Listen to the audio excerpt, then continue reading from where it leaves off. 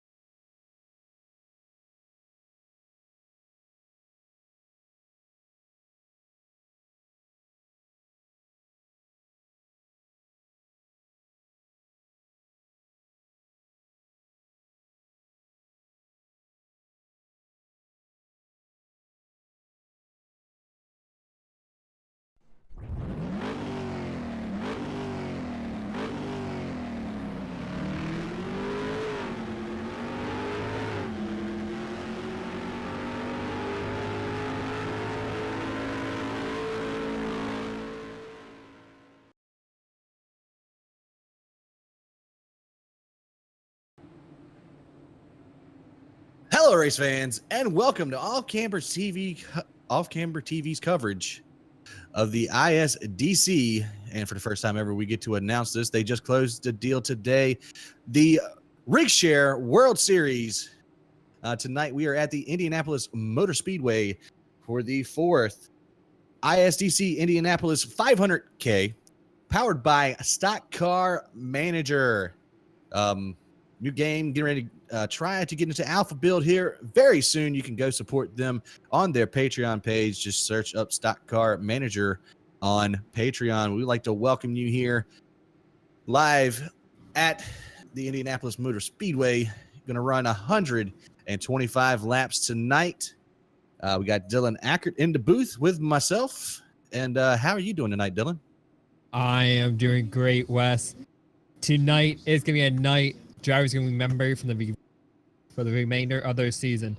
ISDC does this Indy 500 format so perfectly, as right now we are watching them do a practice lap, taking some screenshots, getting ready for tonight. But tonight is going to be a great race, and I can't wait to watch it.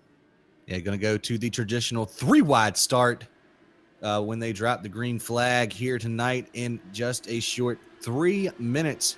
I want to apologize for the delay of going to live. We didn't realize we weren't going to have a qualifying session here tonight, which we should have known because they had a whole day last week to do qualifying. So now they're just going to race it out, see how everybody's going to get a good feel for the track here. And good size of field right now. 26 drivers are going to attempt to start this race. Do want to shout out to Will Roberts, who is going to be our live admin tonight. With that being said, right now we're watching the practice of the race, and they're already doing some great racing, and it's only practice. I can't wait to see the 125 laps and how well they're going to do. Yeah, they might want to slow the roll a little bit before they get too raced out here. A lot of these drivers putting down a tremendous amount of qualifying time as we finally see them. There they go. I'm bamboozled back here. Heavy contact with a lot of cars back there. Wow. Oh, Cody Winsen just straight up flipping here. The 67. I don't believe we got to see. Actually, yes, he's been to all three races, but had a very, very poor finish at Iowa back on the 11th of this month, the last time that we were live here on OCTV for the Rigshare World Series. Of course, you can always go and check out Rigshare as well. Go to Facebook.com/Rigshare LLC. That should be the link because I think I typed it in earlier and it worked. We got the admins putting in some final instructions out to the drivers. Minute and a half to go until we get to the grid.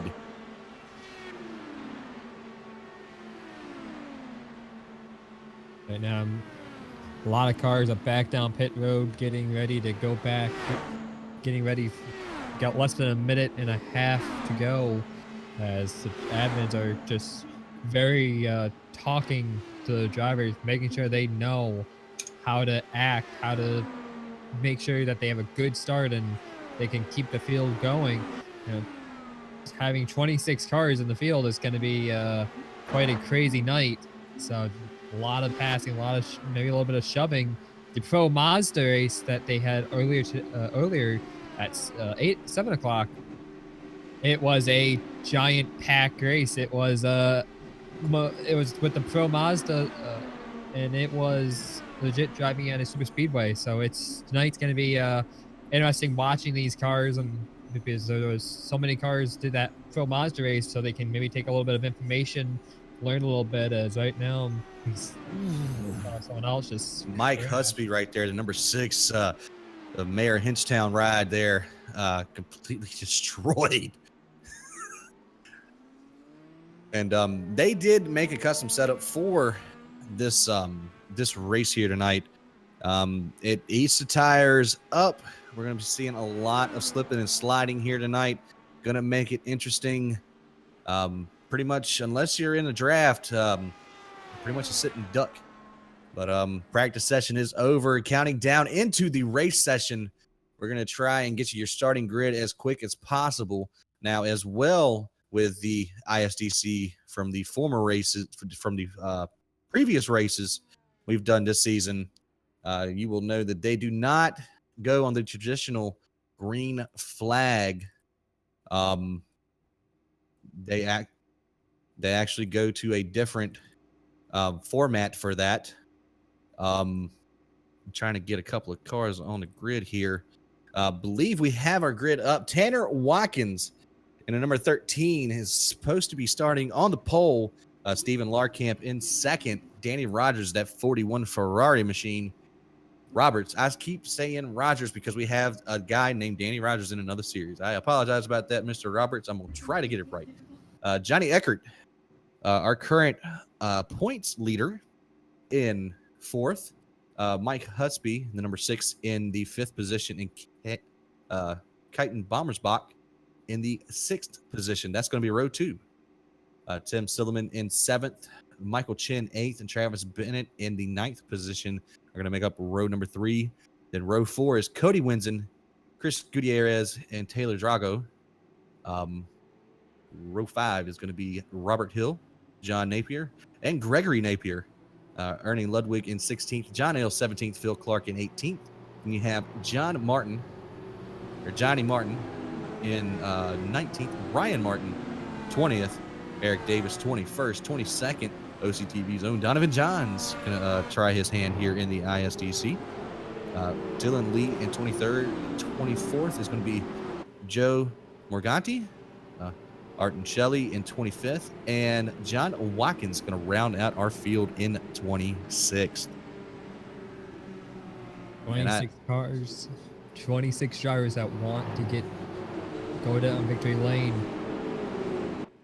This is right now race officials are still making sure that they know how we're going to get one extra lap of pacing. Pace car's going to come down this time, and we're going to do one more extra lap of pacing as we go do that 3 wide, which is probably one of the most breathtaking scenes to see, having these drivers go 3 wide and taking that perfect screenshot in the exit of 4.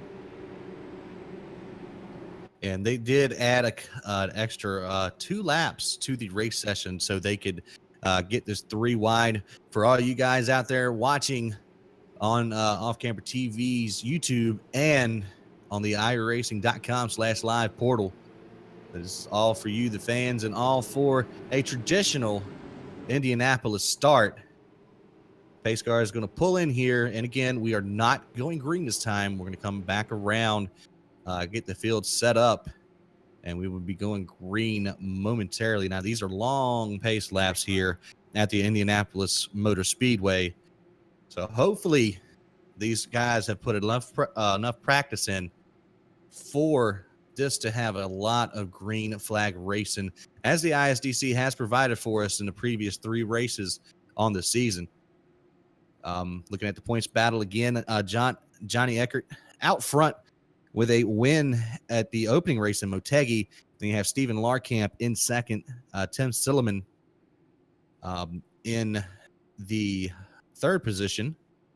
He was the winner at Iowa, our last race that we were here live for. Ryan Kish was our winner at Brands Hatch. And then Travis Bennett rounding out your top 5, all within 42 points of each other. Now, first position scores 50 points. You lead a lap, you get a bonus point. Lead the most lap, you get 3. And pole sitter Tanner Watkins already gets the bonus point for the pole.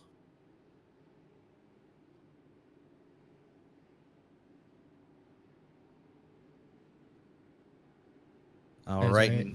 Yep. Still getting the formation down, Goose. The hardest thing is that, iRacing in their model doesn't have anything specifically for the Indy cars. So right now, it's all admins telling drivers positions and hoping the drivers read the rule book, knowing how to do the Indy 500 format.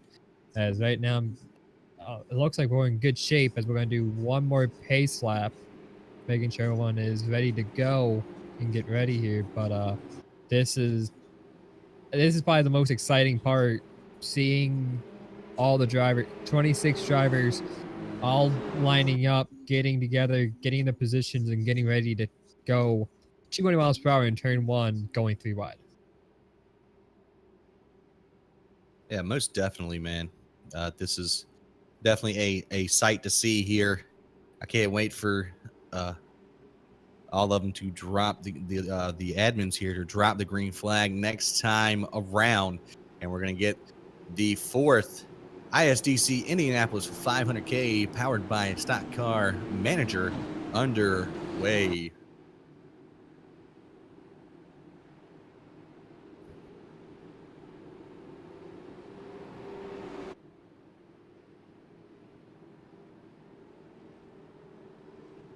I'm trying to get everybody an equal advantage, and really you could say equal advantage and disadvantage at the same time, because we do have a pretty good space here in between all of the rows, and this is done intentionally because of a 3 wide start.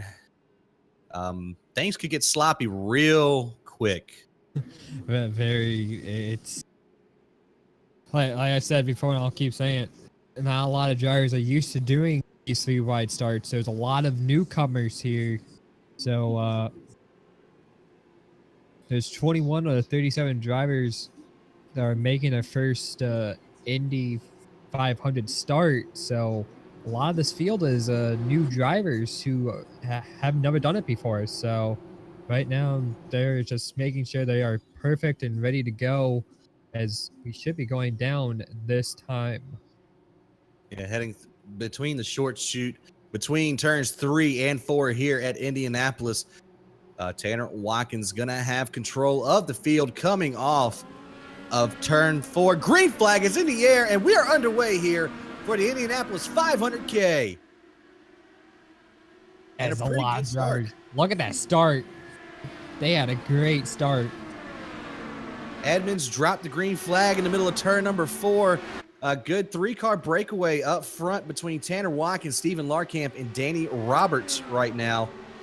Johnny Eckert leading that second pack in the number 90. Got Kite and Bommersbach to his outside. Going to have Mike Husby in his draft.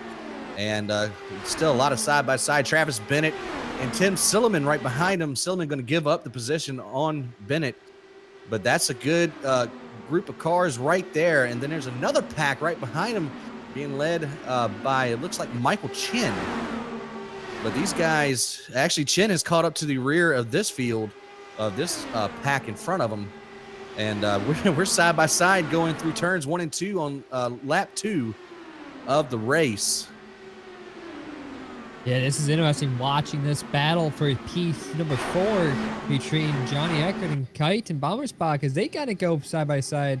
Now Johnny falls in behind, but the drivers were saying, and even Johns has said, when you go down in the first 5 laps, the car feels great. You can do whatever you want with it. And then after that, the tires kind of fade. And then you kind of get really loose. And I'm surprised how these drivers know how the car is going to handle that. They're pushing this hard already. Especially being only lap number 3. Yeah, Silliman makes it a power move, get around that number 3 car. That Rigshare LLC machine up into P number 5 right now.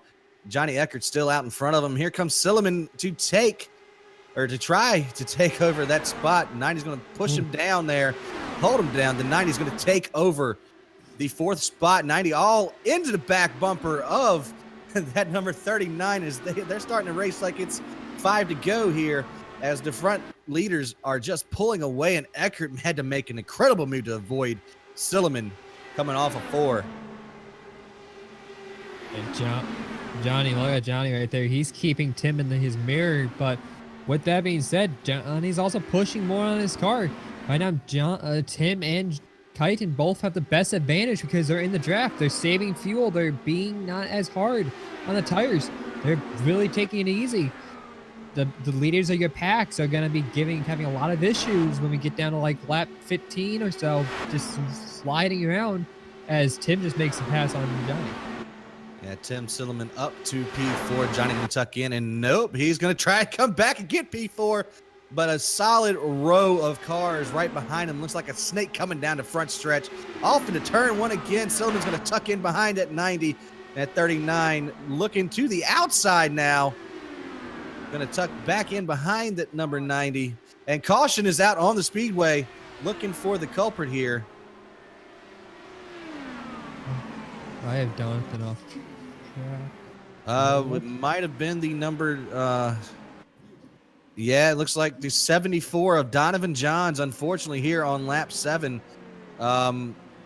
Looks like he smacked a wall coming out of 2, and wow, that was extremely violent.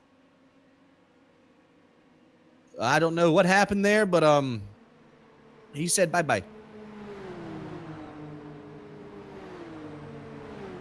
Immediately. Oh, he had a server crash throughput to the 74 Donovan Johns. Unfortunately, that's probably going to take him out of contention here tonight, as these guys are starting to line up behind the pace car here on the backstretch. Now, we got technically 5 laps of competition in, but we're just going to go ahead and count it out from the initial lap of the race, and we have 120 laps to go.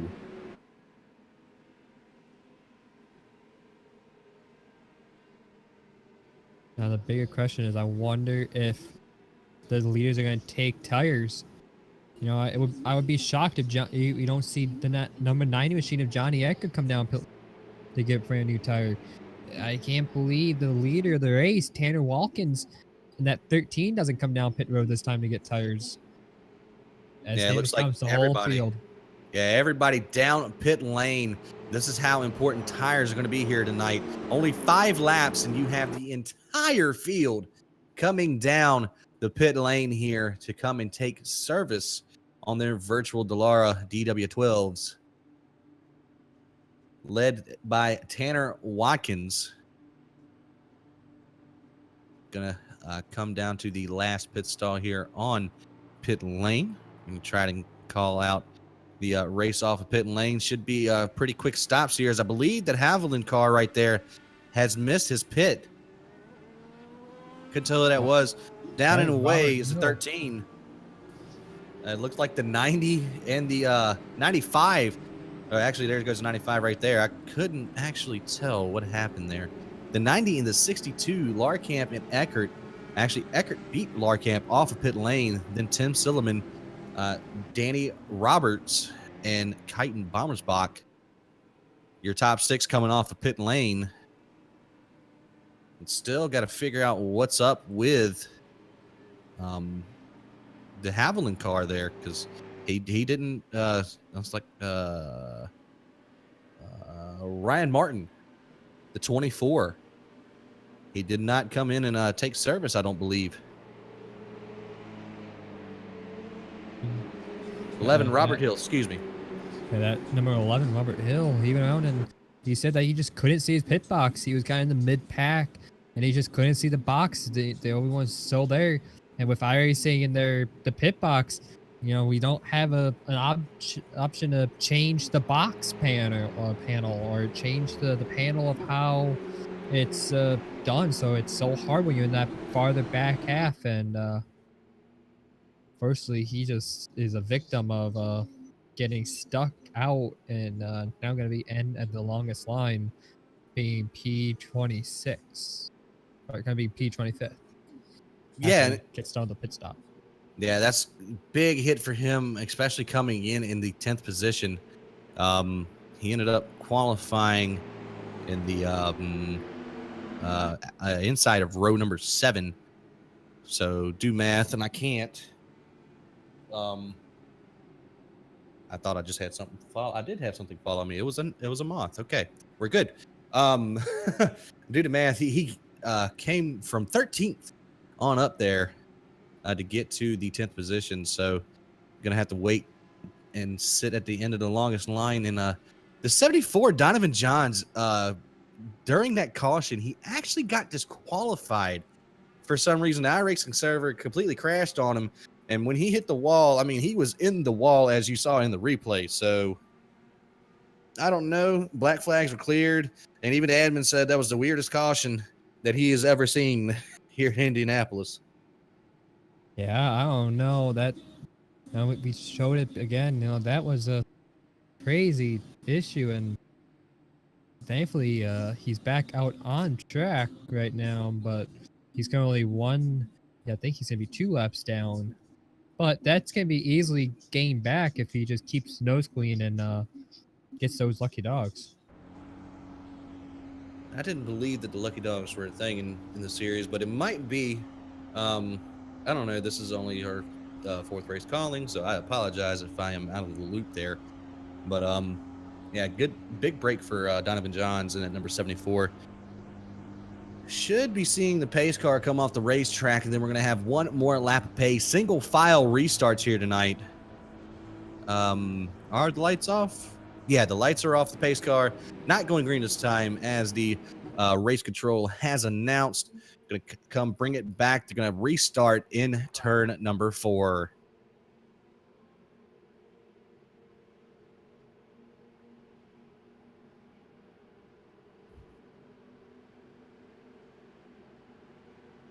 Trying to see if we have any information on a couple of these guys, because there's a lot of new faces out here tonight. Tanner Watkins, he's riding in the number 13. Looks like hashtag Avery Strong.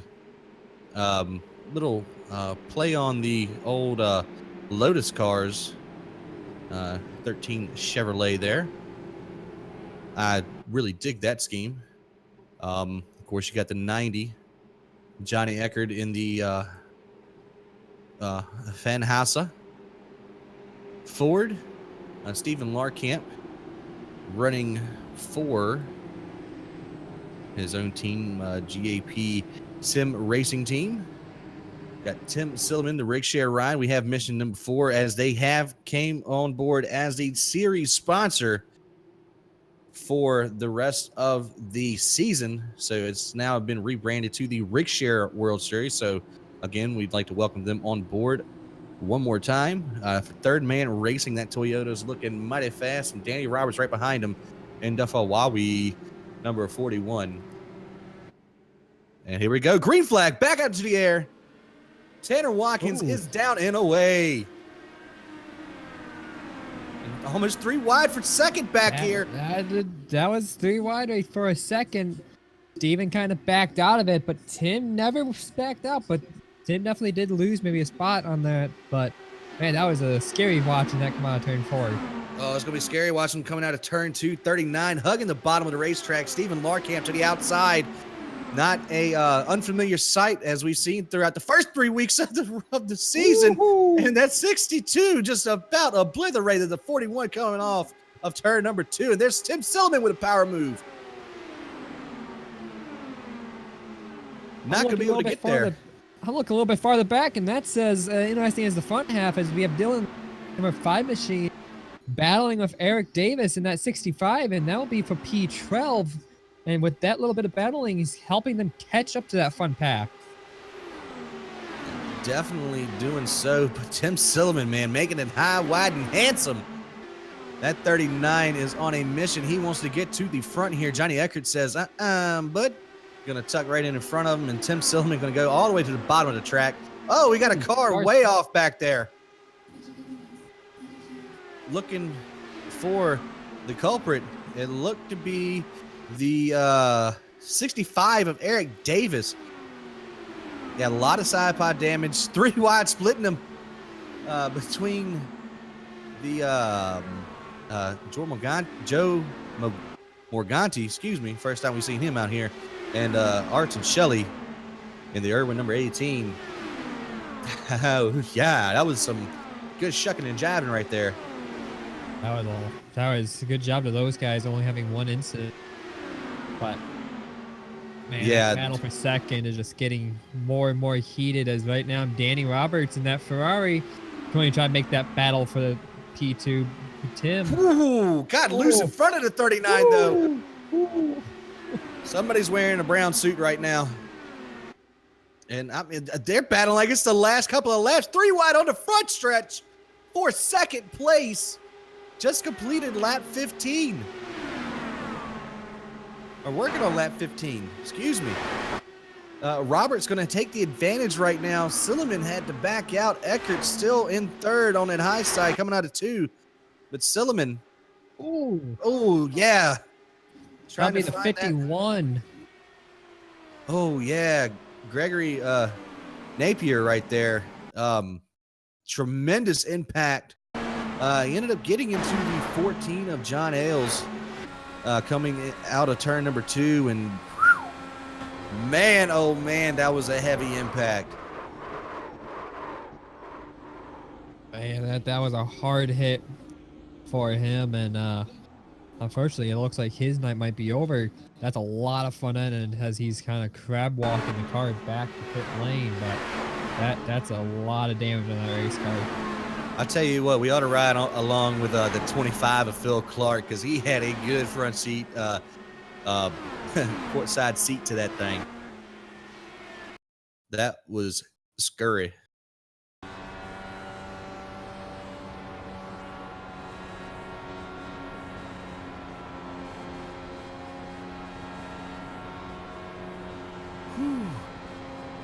Man, I tell you what. Ugh, it's just ugly to watch, man. Oh, well, we hope he's all right. Of course, it's virtual, so. But that was just a crazy impact there, and about another 5-lap run. So should be seeing all of these guys coming in and taking tires here. Once again, the brigade is going to be led by the 13, Tanner Watkins. And we might have a couple of people staying out. 39 to Tim Silliman, going to be the first one to do so. And I believe the 3 of Kite and Bombersbach staying out as well.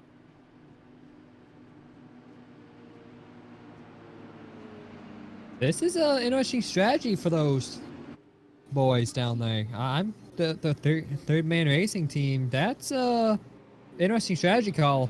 Not going in, being out, but also we only did about 5 laps. But the drivers have been complaining about how bad the car felt after just 10. So this is interesting. Yeah, let's see. I'm trying to look for another. Who else is there? Ryan Kish, who is actually not here tonight. That's a shame for him in the points.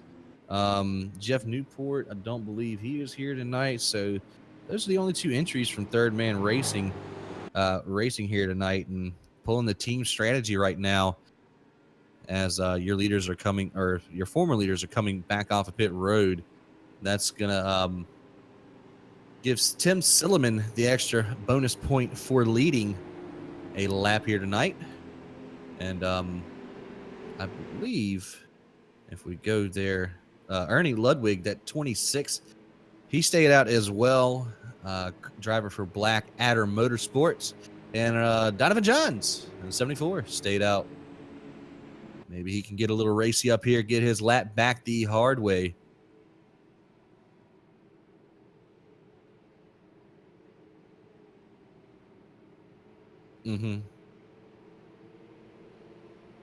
So still got a little bit of polish to put on these drivers here. The admins do, at least. Still trying to explain where the official restart zone is. They're saying admins are saying it's the North Chute. And here comes Donovan Johns to the pit lane.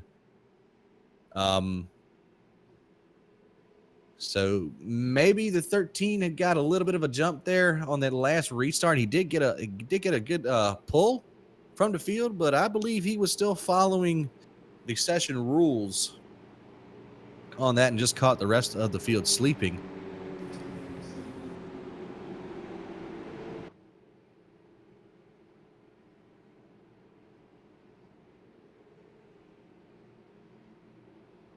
As right now, I'm just listening on the drivers' communication as they are right now. The drivers are just very, I want to say confused, but they're just trying to figure out how to properly start when you're kind of in the middle of the track or back.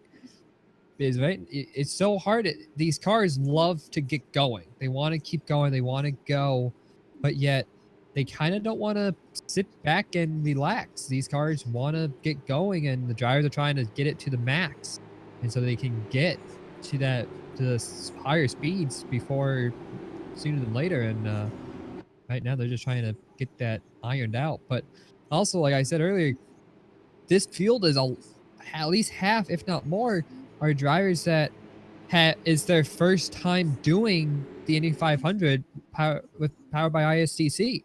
So it's their first time doing it, and so it's a lot of questioning. But once we get down, we need another caution. These guys will have it all buffed out and polished and ready to keep going. But thankfully tonight we only really had two big incidents so far, so it's still a long time to go. But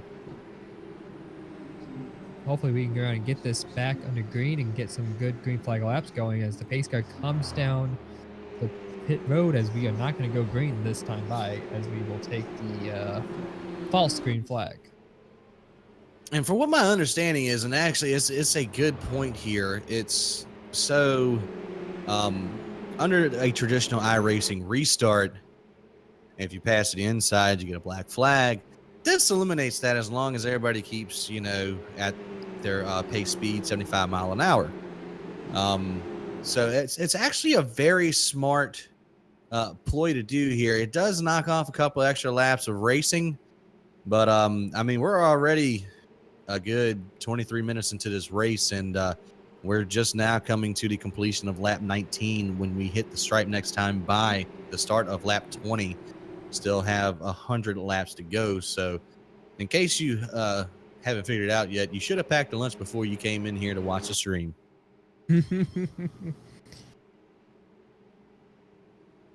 Don't mind it. Still 500 kilometers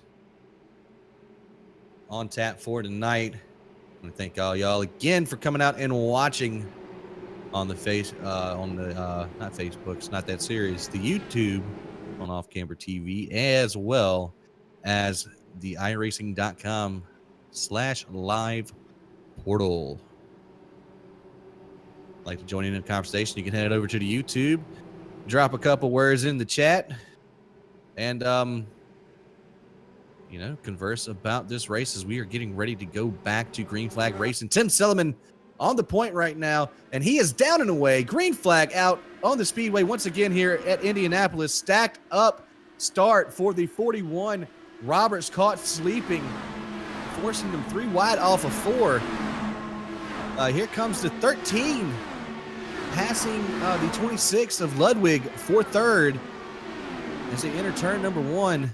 Roberts back up to speed just about into the 2, that bright yellow Menards car of Taylor Drago. Look at Danny Roberts. This is so odd seeing Roberts kind of in the back. Well, I want to say in the back half of the field, but he's in the middle of the field. He's right now, I'm sitting in 6.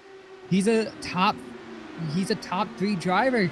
So seeing him this far back, kind of leading the big field behind him to catch up to Tanner and Johnny is just amazing to me. Watching him do this, as behind him in his rearview mirror is probably one of the scariest scenes to see in racing, is seeing that many cars behind you.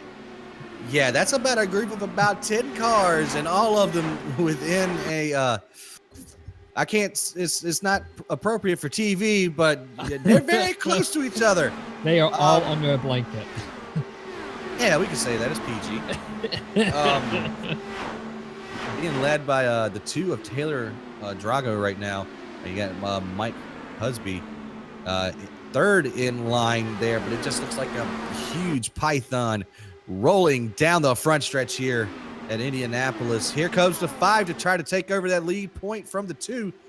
Drago going to tuck back in behind the 5 of Dylan Lee. Mike Husby going to have to back off a little bit. Michael Chin right behind that number 6 and that 27. And John Ailes, a little bit of a part of that first incident with the 51 of Napier, of Greg Napier. But he is all the way up to the 11th position. Robert Hill in the 11th after having to kind of force himself off cycle with the crew up to 12th, and Cody Winsen in the 67 up into the 13th position. Gonna look back up, gonna go on board with John Ailes in that 14, as he is pretty much right in the middle of the Hornet's nest right now. He's got the cars on board with him almost into the wall coming out of turn 2, all in the back of the 27 of Michael Chin, as the front 3 of that pack is starting to get a little separation from the guy in front of him. And here comes the number 11 to his inside here. Robert Hill out of turn, and number 3 going to take the spot away from Ailes, and 67 looking to follow suit. Oh, the 11's loose on the inside. Saves it, collects it, going to get passed by the 67 and the 18 of Shelley. Robert Hill, big save there coming out of 4. Robert's lucky. We've seen the driver's been talking about how the setup kind of dissolves over the run. Right there is just a taste of what can happen as we look a little bit farther ahead. It looks like, if I'm not mistaken, that's Johnny Eckert in that number 90 car getting passed, like he's sitting still by Danny Roberts. And as it looks like he's making a little battle back, but he is kind of falling back as of now. Yeah, right behind him, you still have the 26. Now the 26, the 3, and the 39 all stayed out on that last caution. 3 wide into 1. 26 going to have to back out there to 90 of Eckert. Going to have to surrender that position over to Danny Roberts as they're working their way back through turn 2. And they're pretty much single file there for all the way back until you get to about the 95 of Travis Bennett. He looked like he wanted to kind of poke his head out in there onto the inside of the 11 of Hill, who just had a little bit of a conundrum with himself. He is very loose in front of that 95. Oh, that's scary. Scariest thing is when he's still loose. Oh, almost touches the 95. 95's got to come back onto the track. Oh, he almost hits the pit wall. Oh, wow. That's probably one of the scariest things when you're driving these Indy cars. NASCAR car, you kind of fight the looseness, but in an Indy car, if you're loose, you have your hands full. We like to call that death wiggle. Yes. And he had a lot of it. That's all it is in an Indy car. Yeah, track very slick tonight. Track temperatures at 111 degrees Fahrenheit. So that is, as they lay rubber down, increase the greasiness of the track. That is definitely going to play a factor towards the later stages of the race. Oh, big wreck on the front stretch. John Ailes involved. Looks like the 27 of Michael Chin involved, flipping. Huge wreck. Oh, no.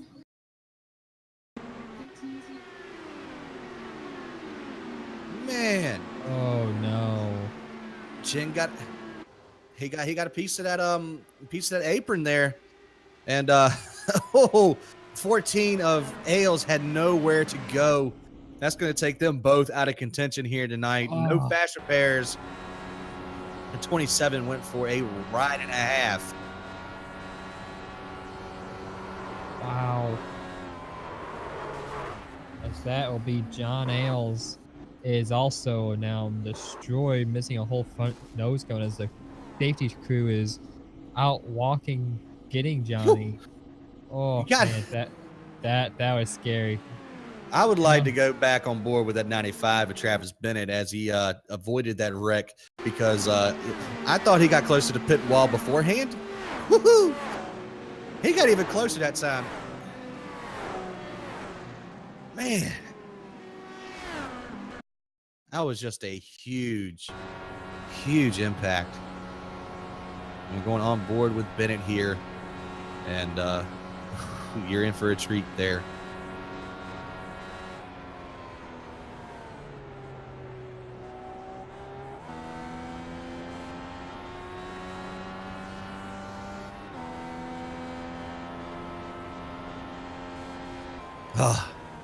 I mean, I don't know how much closer you can get as pit stops are underway again. Bennett has got some of the best luck so far here tonight. I hope I didn't just commentators curse him as a couple of guys are missing their pit stalls here. Oh, I noticed that. Yeah, he was about a sneeze away from running into the the inside wall on the front stretch, but the outside wall on pit lane. Race out of pit lane is going to get the 13 back to lead. 41 up to P number 2. The 5 of Dylan Lee up into position number 3. Eckert in the 90 in 4th, and the 39 of Silliman all the way back to the 5th position. That's your race off of pit road. I think there is one driver in front of the field here, and I believe that would be Donovan Johns. Going to get that lap back, get on the lead lap. Sitting in 22nd right now. Way to go, Dono. That would be amazing. He went out and we all thought he had that damage, and if he can come back from this will be a really good night for him in that Kia Power IndyCar. So hopefully he can get that lap back. Kia powered IndyCar. I couldn't say that without laughing. But that's a power of iRacing for you. Anyone can use any kind of manufacturer, and I guess he likes Kias. That's the magic of having a car that really doesn't have a freaking make on it. They just go by the engines. I wonder if they got that out of a Sorrento.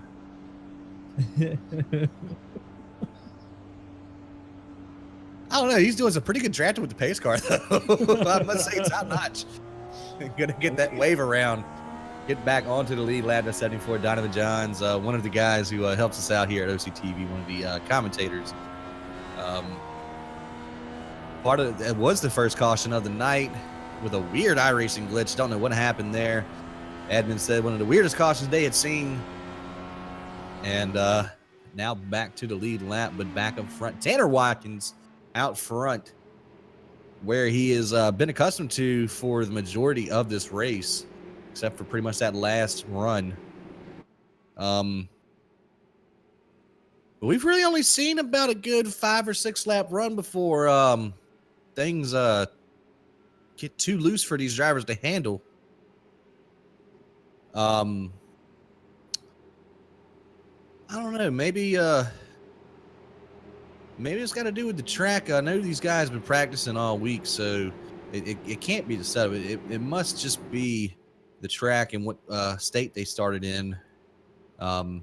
Maybe putting an extra layer of grease on top of the rubber that has been laid down on the surface.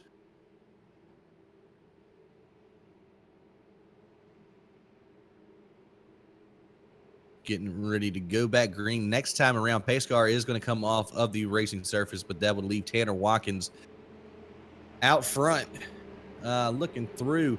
Nice drive for the 18 of Arch and Shelley. The Irwin Tools machine there. Driver 4. Ooh, I missed it. Well, I missed that too. He's a driver for somebody. And looks like Donovan's going to take advantage of getting that lucky dog and going to take some tires here. But Shelley, though, making his way up from 25th all the way up into the 8th position. Just 30 laps into this race. Next biggest mover I really, see would have to be Joe Morganti in the 53. Don't have any information on him either. Of course, a lot of these guys, it's their first race here with the ISDC, as we've said. But good to see these fresh faces put some good use to these cars out here tonight. So we haven't talked at all about, but look at that number 5 of Dylan. He gridded 23rd, and now he's sitting in P3. He's having an amazing night right now. I think he had a really good strategy call there. Don't know what the advantage of taking 2 versus 4 would be in an Indy car. I would imagine that it would just be a whole bucket of nope. But I think we're about to find out. We're about to find out how that 2-tire strategy goes. It's for being this early on in the event. I'm kind of surprised you would do that kind of idea. But give it all props to Dylan Lee's team to doing a 2-tire pit stop. Yeah. Getting ready to go back to green flag racing. There goes Tanner Watkins back into green here in Indy. Good start from the majority of the field here, but I believe that too. Taylor Drago got forced 3 wide here by the 67 and the 95. They touched wheels. Still trying to get to the stripe. Battle all the way back here for the 9th position. Car wrecking in the back, looking for it. Ooh, we got 2 cars. I believe that's Gutierrez. The 36 going to go ahead and take the tow back to the pit lane. Green flag still on the racetrack. And I don't know if John Ailes ever came back out. Ryan Martin and battle for the lead. Danny Roberts on the inside takes it away from the 13 in turn number 3. Watkins going to fight back. Look for the spot in 4. Not going to be able to get there. New leader, 41, Danny Roberts, as they're going all the way down to the pit wall. Here comes Watkins. Watkins doesn't want to give it up. Going to lead that lap here at the Brickyard.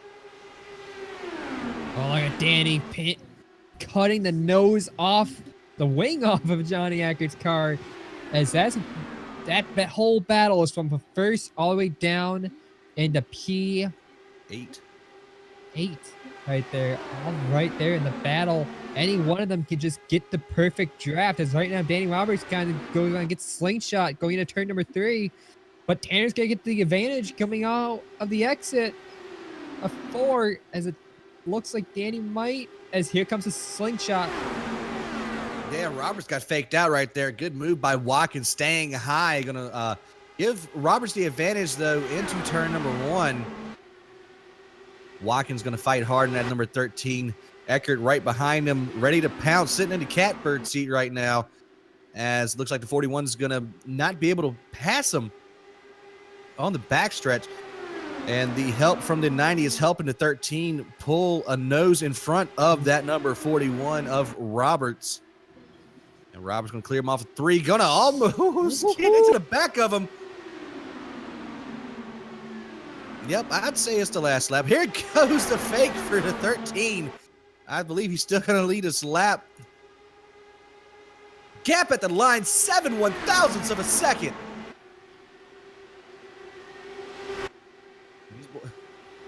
Boy's got to, yeah, it's only lap 34, gentlemen. We need to save the heart attacks for later. As I'm going to be out of drink here soon. Tanner Watkins, though, going back to the outside, working that high line, maybe trying to lay some rubber there for later, making it work as well, getting a good run off of the turns. Nobody is going down there and helping that 41, though. The 41 getting that good side draft. Oh, the 90 hit the wall. No. Eckert made a power move. I thought he was in the wall as fast as he jolted off that wall. Oh, he did hit the wall that time. Oh my God, he hit the wall that time. That's damage on the side pod.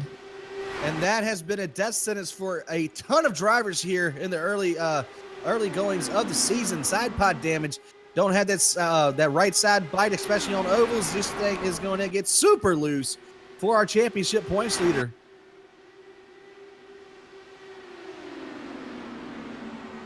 Oh boy. One thing Johnny can do is he can drive a race car hard, but I think he drove a little too hard that time. Definitely did, but that does not stop him from trying to get to the front, almost touching wheels there. The 13 and the 41 right in front of him. This is definitely a great battle, one for the ages right now between these two. You see that, I believe that's the 6 of Husby, trying to get around at 39 as well, trying to get a little bit of draft off the 41, but it looks like the 13 is going to get abandoned in the turns, but on the front stretch, that's where he's going to get all of that love from the rest of the cars as he clears the 41 off of 4. Ooh, the 90 almost into the 41. Ooh. On board with the 90 as we're watching this battle for the lead and he's participating in it. Just a great piece of racing here from all 3 of these drivers and the 5 of Dylan Lee for keeping up with him, keeping in that draft. 90's loose! Oh no! He's around! Oh, no! How did Silliman miss him? Woohoo! How did they all miss him? Wow! Wow! I thought that was the whole front pack destroyed, but how did they do that? Wow. Holy crap. Wow, Dylan Lee and Tim I think the luckiest driver there is Tim Silliman. That is wow. If he can go on board on Tim, wow, that is just crazy watching him do that pass. Yeah, on board with him right now. And I don't know how he did it. I don't know. He might have got a little piece of netcode. 90 just extremely loose. And man, oh man. I'm trying to see. Do you think there was a little bit of netcode, a little phantom damage to the wing? Yeah, a lot of netcode there. I mean, as it showed on the server, Silliman missed it, but he is definitely going to have to come down and replace that front wing because you can do that now in these Indy cars. It used to be back a couple builds ago, you had the damage, you were pretty much, better lack of a word, done for. Yeah, but Wow. Thankfully, that damage isn't all that much, but that will slow him down. But thankfully, knowing the history, everyone's come down pit road anyways to get that brand new Firestone tires. But wow, I'm shocked how Tim Silliman, and Dylan Lee both got by Johnny without any incidents, no anything. That is just. I am completely like drained after that. That was crazy. That was absolutely and utterly insane. That should have been a bigger wreck. I'm gonna call it right now. That should have been a lot bigger. That should have took out half the field. That should have took out top 5 of our leaders right there. We were all wow. All I have to say is just wow on that. I'm wow. legitimately speechless. Great. I don't even know how you congratulate somebody on missing that big of a wad. Yeah. But all right. Real quick, we're going to pay some bills, and we'll be right back with y'all after the break.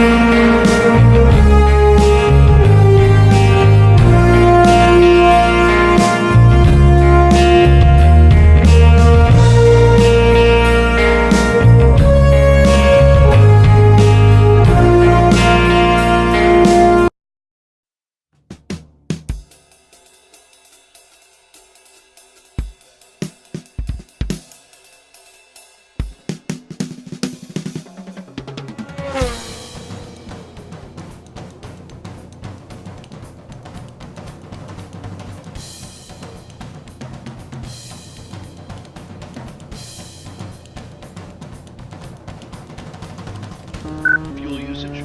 Averaging 0.10 gallons per lap. Pit stop, add 5 gallons. Change right side only. Hitbox in 10, 9, 8, 1. Bingo. 10-4, adding 5 gallons. Changing right side tires.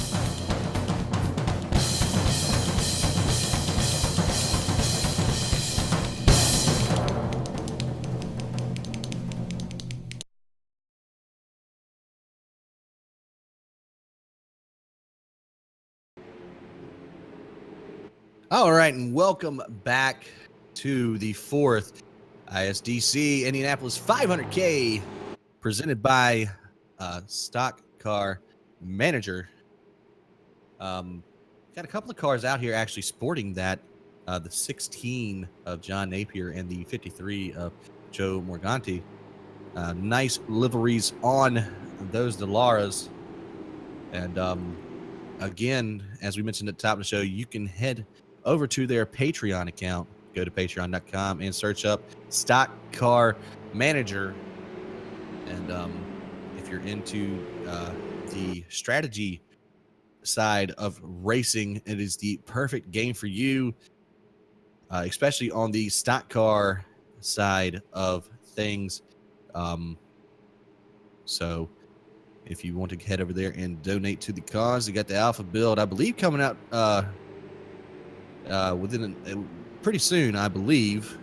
But thanks to them and the team at Stock Car Manager for sponsoring the ISDC Indianapolis 500K. Not going green this time. Tanner Watkins back out to the point in that 13 after a great battle up front. See, Eckerd is actually coming back down pit lane, see if he can get a little bit more of that side pod damage fixed, because that's what did it to him. I mean, he got into a line of side draft, and with the messed up fin on that side pod, it didn't translate too well to that car. Extremely loose out of 2. And we're getting some more info from the admins here to the drivers.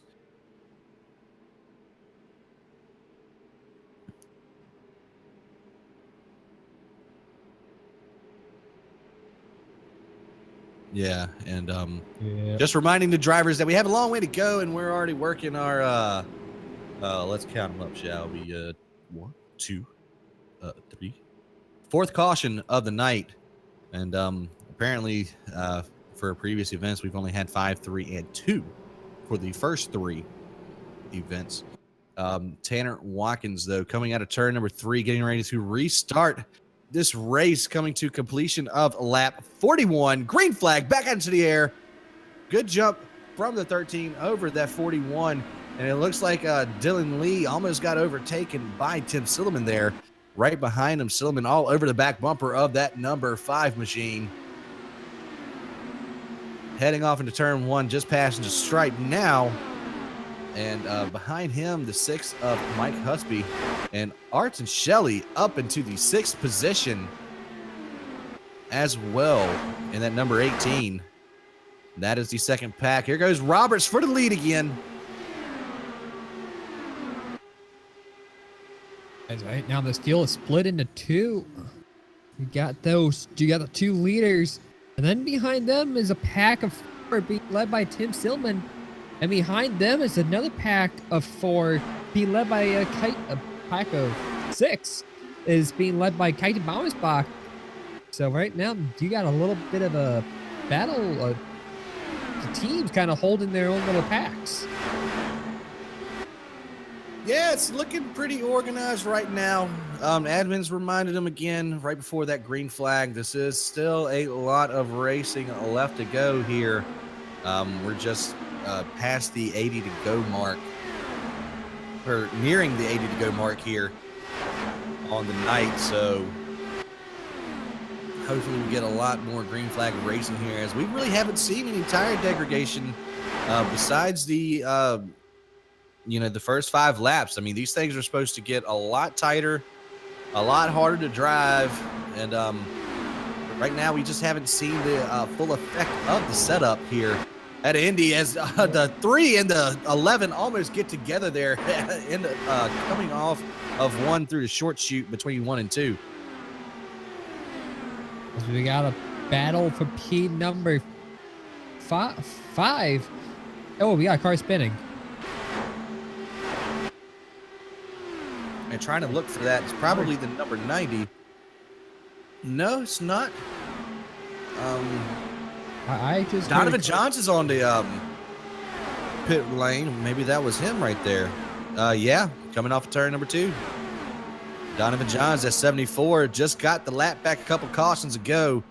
Off the racing surface, not going to cause a caution, but tough luck for Dono there.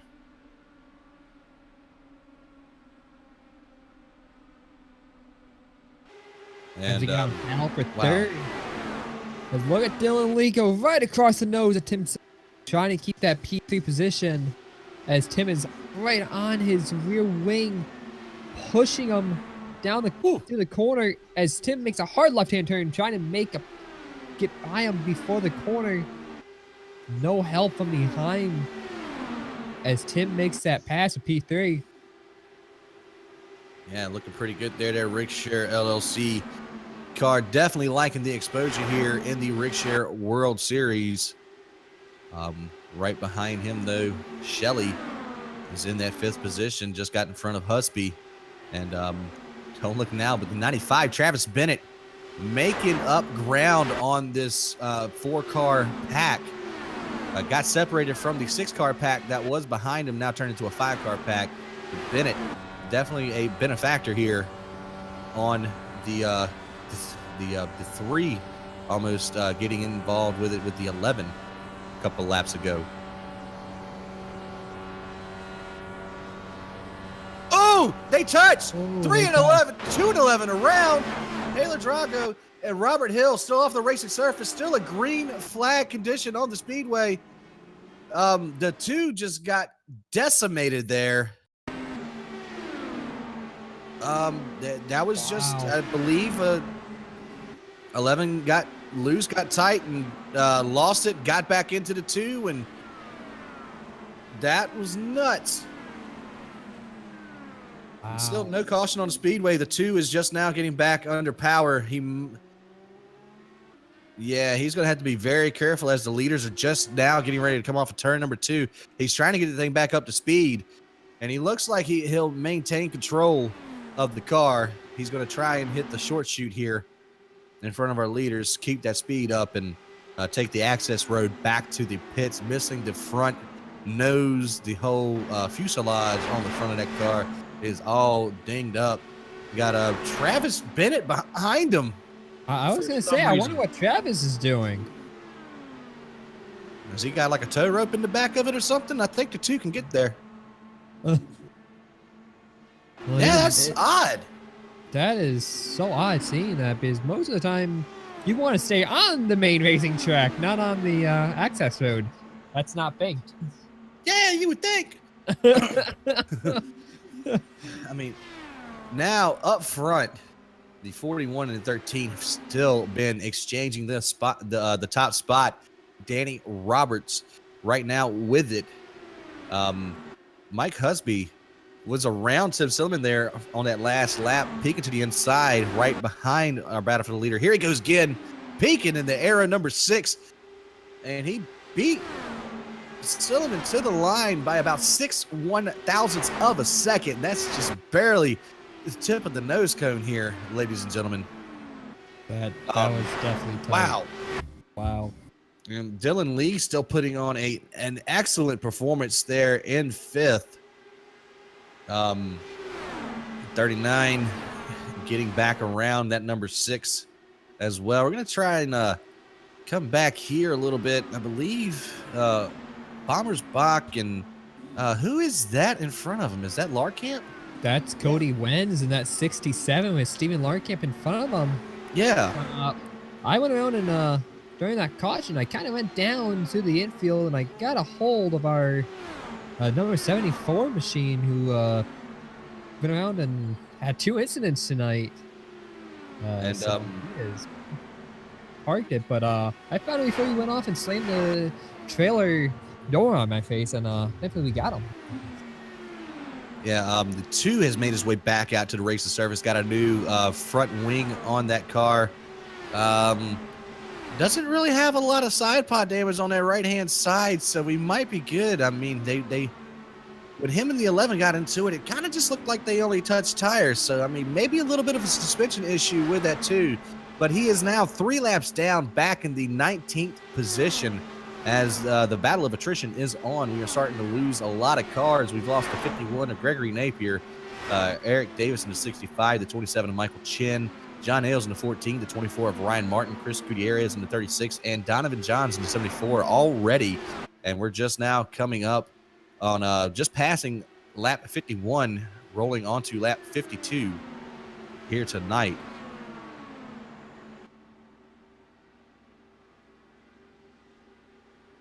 Got a couple of guys back here that we haven't really talked about all that much. John Napier and Johnny Eckert, the cause of that last caution, battling side by side, coming down to front stretch. That's a battle for the 10th position. We got another car behind him in Morganti, right behind his teammate in the 16. And then there's a little cluster back here between the 8 of John Watkins, who I do not believe. Oh, they're wrecking. The 26 and the 8, John Watkins coming off of turn number 2 and getting into the 26 of Ernie Ludwig. No caution yet on the racing surface, but there's a couple of slow cars back here putting around, trying to get stay on the lead lap at least. I think Travis Bennett just now passing him. He's the first car 1 lap down. Looks like Ludwig can still continue, but that car is more jacked up than a soup sandwich. I'm kind of surprised that iRacing didn't throw that. That was kind of on the racing, but iRacing didn't do that. So, firstly, that's 2 more cars got damage under a green flag condition, and now I'm gonna go multiple laps down. Well, I would say it's a blessing and a curse for the iRacing flags there. It sucks for the two involved with the 8 and the 26. I mean, just getting ready to mention John Watkins and commentator's curse strikes again. I'm batting 1,000, and I believe the 5 just got loose underneath the 39 on the track. Loose. Oh, that 6 is getting loose in front of them too. This is the point of the run where these tires are completely worn out because we're working on 12 laps, 13 laps on these tires. A lot of these front runners starting to get loose. And let's see, that's Ernie Ludwig coming into pit. Here comes the number 5, Dylan Lee, first front runner to come into pit. And I mean, it's only been, this will be 12 green flag laps. The 13th lap on these tires. This is really odd. This is really odd that he's already down pit lane. You know, drivers are saying hop out 16 or more as he went around and slides through his pit box a little bit. But it's odd that he's already back down pit road. I mean, quick pit stop, but still track position's key as he's already 2 laps down. Yeah, we got a couple of other cars on pit lane. 53 of Joe Morganti and Tanner Watkins coming into the pits. Oh, he hits the inside wall coming into the pits. Oh, no. He's carrying that cone somewhere. Hashtag orange cone. It almost looks like a Madonna cone titty on the front of that car. I'm sorry, iRacing, but hey. Yeah, Tanner Watkins. Wow. Following him down pit road, thankfully Steven Larkamp don't have to worry about a cone, but Steven followed him down pit road as well. Yeah, I can't say outside pole sitter because they started 3 wide, but middle lane pole row, Larkamp down into the pits. 13 is down and away. Now, he did suffer a little bit of side pod damage to the right side, so we're definitely going to have to watch out for that. It really just looks like a paint scrape, but could be a lot more than that. A car spinning in front of him. That's the 11, Robert Hill, yet again spinning on the racing surface. That car might be done for the night. As that car has just so much damage on it. Wow, I'm surprised he was able to hold on to it. But whole front end is destroyed. So is the back end of that car. A lot of damage on Robert Hill's number 11 machine. Yeah, trying to find out. Oh, and he spins out again. Oh, that's going to be the caution. Out. Oh, who is that? Who was that? 21? No, that was. That's the 25 of Phil Clark, who wants to be upside down as he's still sliding. Oh, wow. Crap, that McDonald's number 25 is not loving it. With that being said, when the caution came out, look who's in pit lane doing services. That'll be the number 41 of Danny Roberts, as he'll be the first car on pit road who got tires during caution.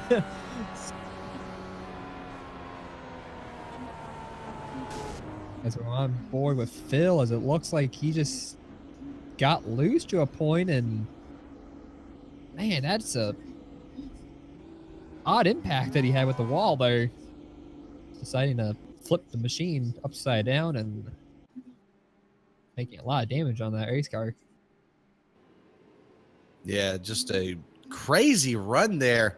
Let's see, I believe Silliman stayed out the entire time, so we got a good 16 laps of green flag racing in right there, and green flag pit stops were halfway underway there, only leaving about 10 cars on the lead lap, with Larkamp and Lee being the lucky ones there, and Watkins on top of that. But here comes the top, it looks like 5 coming in to the pit lane.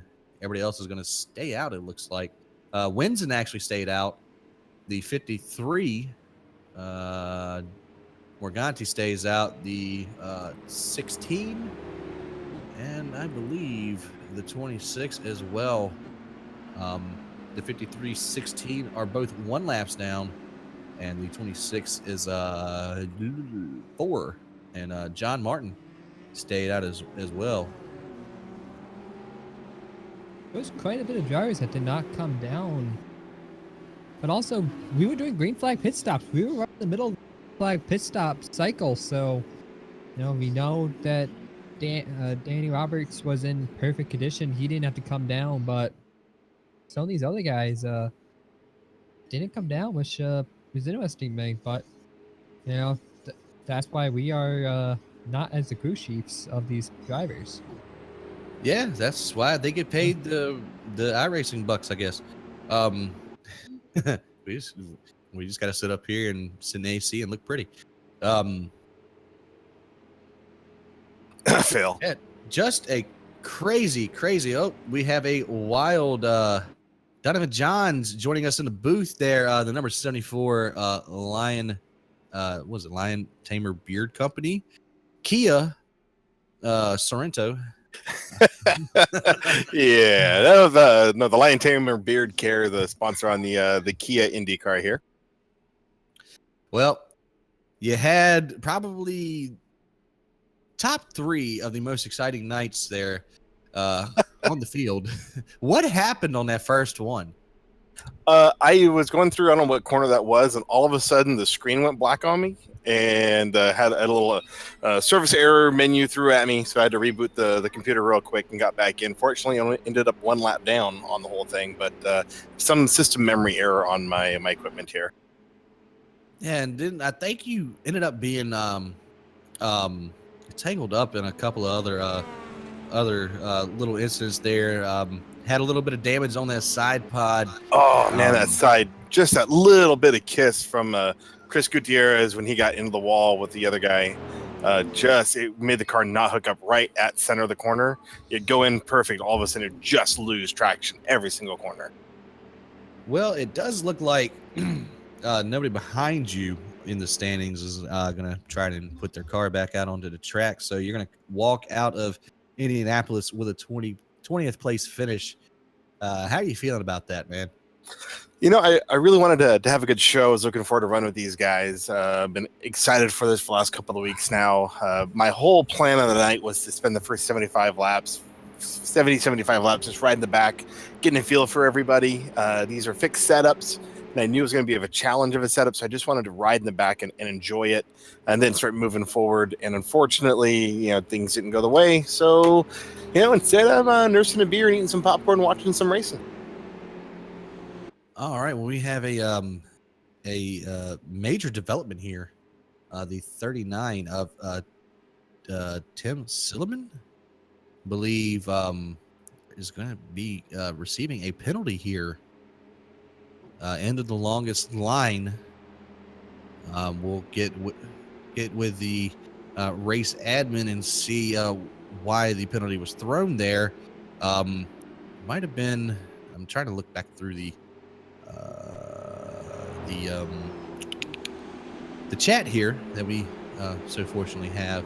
I believe he was speeding on pit road, but right now it looks like Joe Napier is still trying to get a wave around here,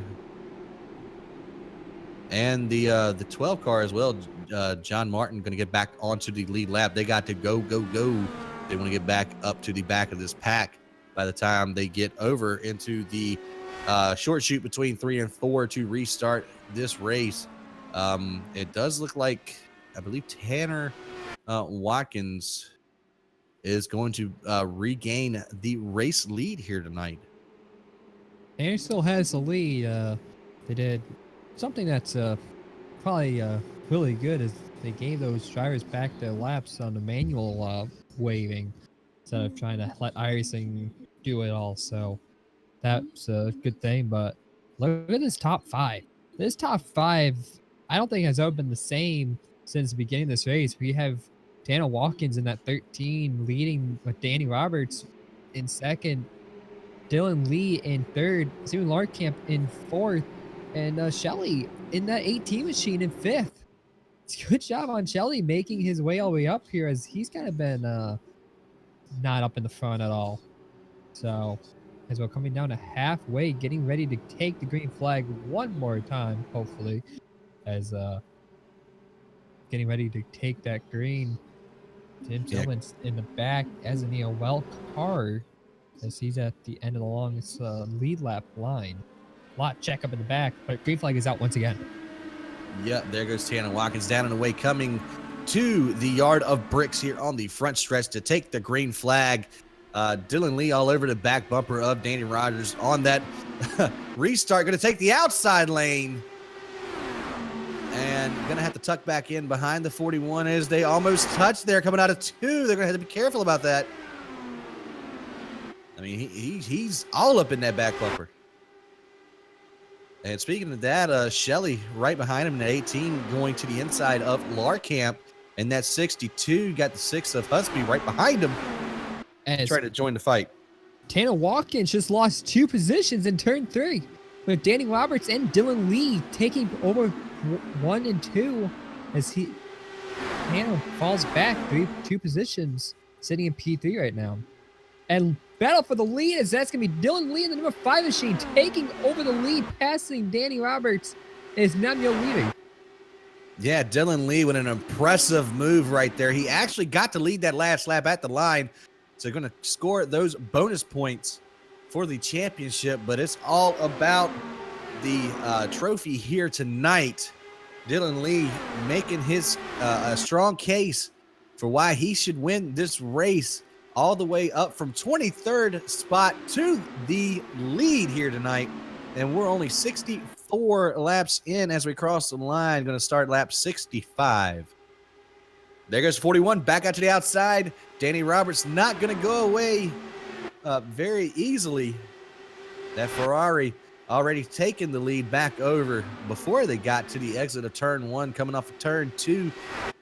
Lee trying to follow that draft of that 41 as it's just a 3-car battle up front.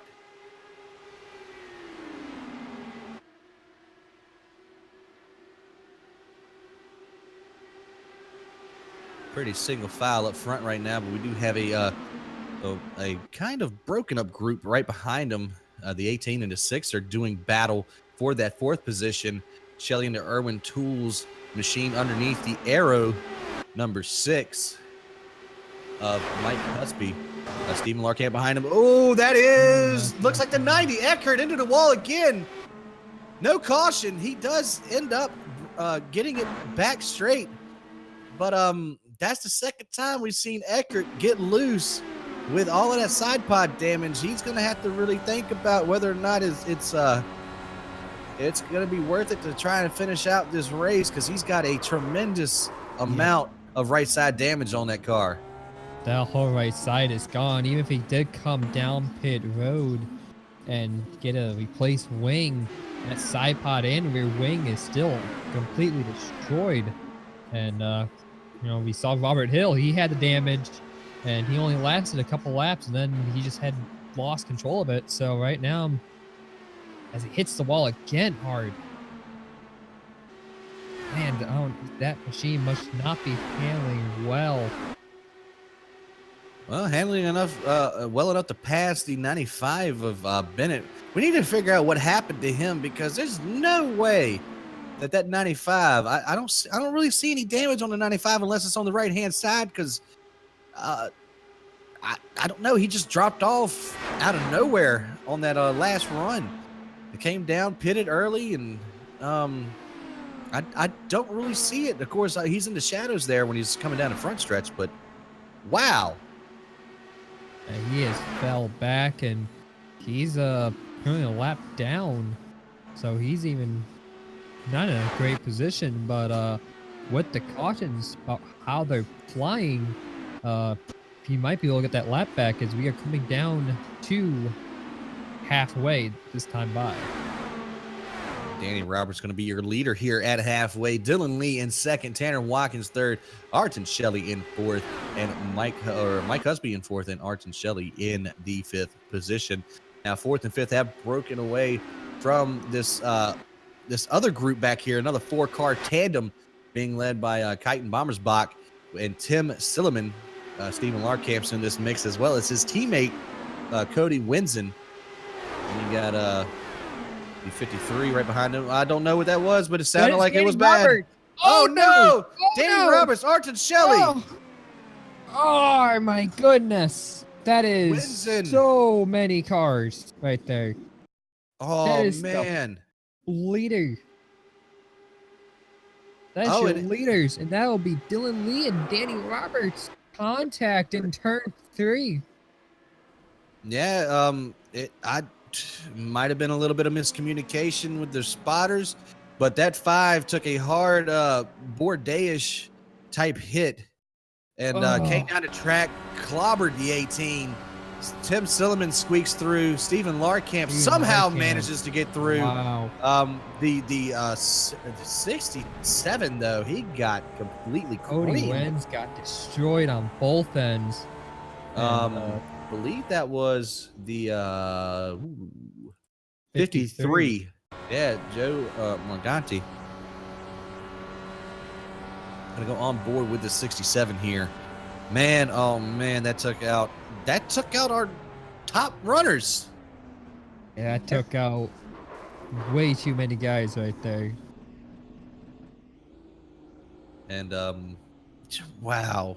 I mean, he really had nowhere to go. And I mean, if the 53 is anything like me and running on a single screen, there's no way he could have seen that before he got through that turn. So just a tough deal for that 67. You know, trying to avoid this wreck. Had it slowed down good and just got ran over and destroyed.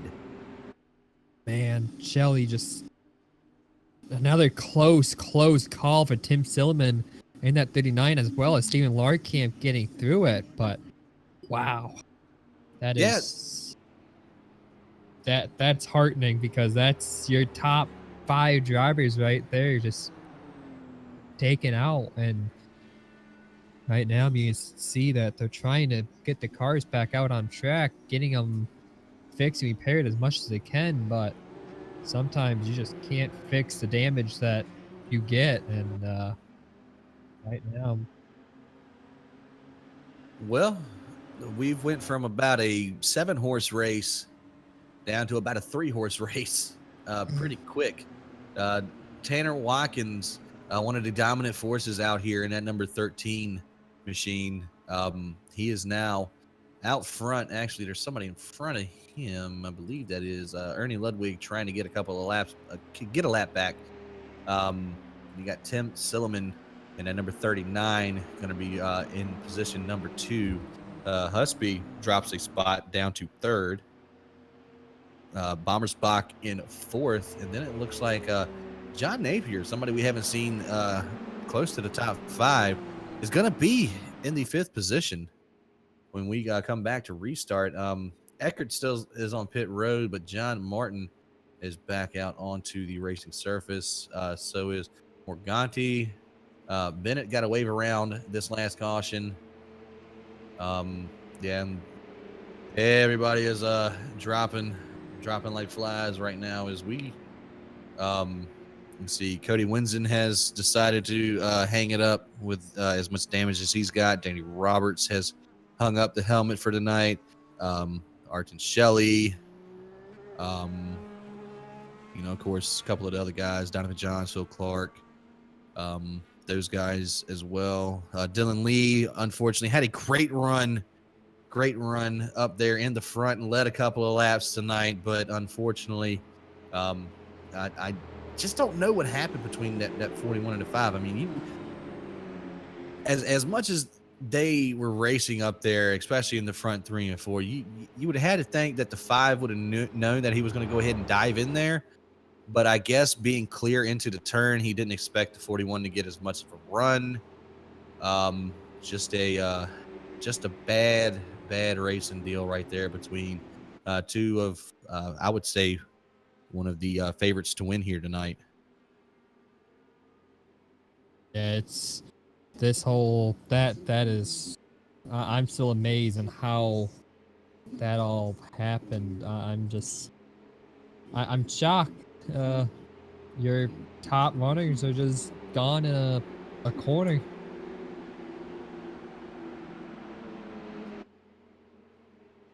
As right now, race control is still reminding drivers that we have 55 laps to go, but only 10 drivers that are on the lead lap, and there's only 11 drivers on the track. So, Yeah. Just, it's just an unfortunate that this is generally the product of Indy on iRacing. You know, especially when you get a bunch of new drivers in a series where you have a bunch of people who know that they can race hard around one another, and then you throw in the fresh faces in there, and you try to run them as hard, or vice versa, they try to run you as hard, and they don't know you. That's why it's good to be in a league setting for a good couple of weeks, a good couple of months, so you get to know the other drivers in your league. You ain't got to like the guy, but at least respect him on the track. You know what I mean?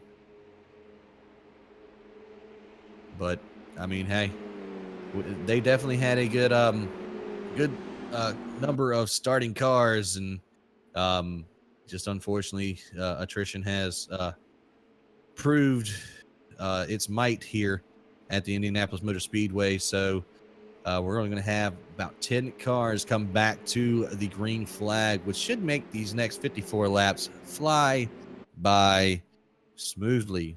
If everybody can just get there and just run, tuck in behind one another, and keep the four wheels underneath them, I think we'll be good to go from here on out.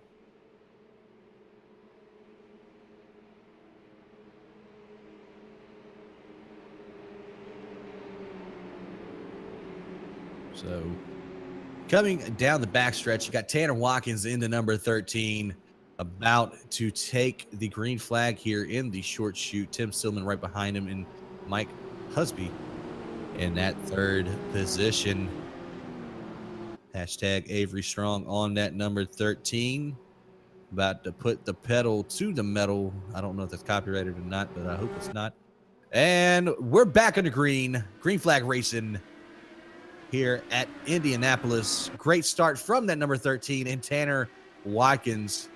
Tim Stillman trying to keep in that draft, but we do have a pretty tight battle for third right behind him. Kyten Bommersbach on the outside of the number 6 of Mike Husby as they dive off into turn number 1. It looks like everybody else is single file. We're going to try and keep on this battle here. you got the battle here for P2. And then kind of a little bit farther back is Kyten Bombers, is John and Steven going back and forth, and that'll be for P5. And Larkamp on the outside of that deal right there is going to almost smack into the safer barrier. 16 cuts his nose off, heading off into turn number 4. The top 4 have all regrouped here as that's 6. Husby taking the inside lane on Stillman, going to tuck back in behind him, and I think they're just going to ride it out here. And 16 and 62 looking to gather it back up and try to get back towards the top 4 runners. They're only 2 seconds back from the lead, so they got a chance to catch back up into this draft. As Silliman's going for the lead here underneath, Watkins going to take it easily in turn number 3. Yeah, Watkins, we know he's fast. You know, he and Danny been going back and forth, but I'm surprised. Look at that pack of 2 behind them. Look at that move by Kyten Bommersbach, going way deep, pushing the car to the limit as Tim shuts the door on him. Yeah, a face we haven't seen in the top 3 all night. Bommersbach trying to get the lead, trying to get that extra bonus point. He is kind of far down there in the standings. He's in 10th right now, but he could definitely use as many points as he can get, as he does make the pass into 3. Here comes a crossover from Silliman, though. I'm going to take a higher arc behind the number 3, and going to get a good run down the front stretch, and doesn't get him at the line. Kyten Bommersbach, gets the lap-led bonus point. And Tanner Watkins is just settled back here in 4th. riding around. Yeah, right now, we still got so much racing left to do, so many laps to go. We saw at the very beginning how aggressive, if you're aggressive, we're going to have the cautions. Right now, you got the top 4 all right there, as that will be Mike putting the nose on Kite and really kind of checking him up in turn 3 there. But, right now, this is the biggest thing is you go hard, and there's nothing here to help your mistakes, unlike other series, we don't have a fast repair. So if you get taken out, you're done. You park your car, and right now, we have 11 cars on track. Yeah, that's unfortunately the nature of the business there. Tim Silliman, though, that 39 Rigshare machine still out front. He's going to have a couple of side mirrors full of that number 6. As the number 6 is trying to take it to the inside here. He wants to get himself a piece of that extra bonus point pie. Going to go ahead and get around him in turn number 4 off to the races down the front stretch. Here comes Mike Husby to try and lead a lap. Doesn't look like he's going to be able to do that. Actually, he does. He gets the race lead away from Silliman, as Silliman takes it back over to turn number 1.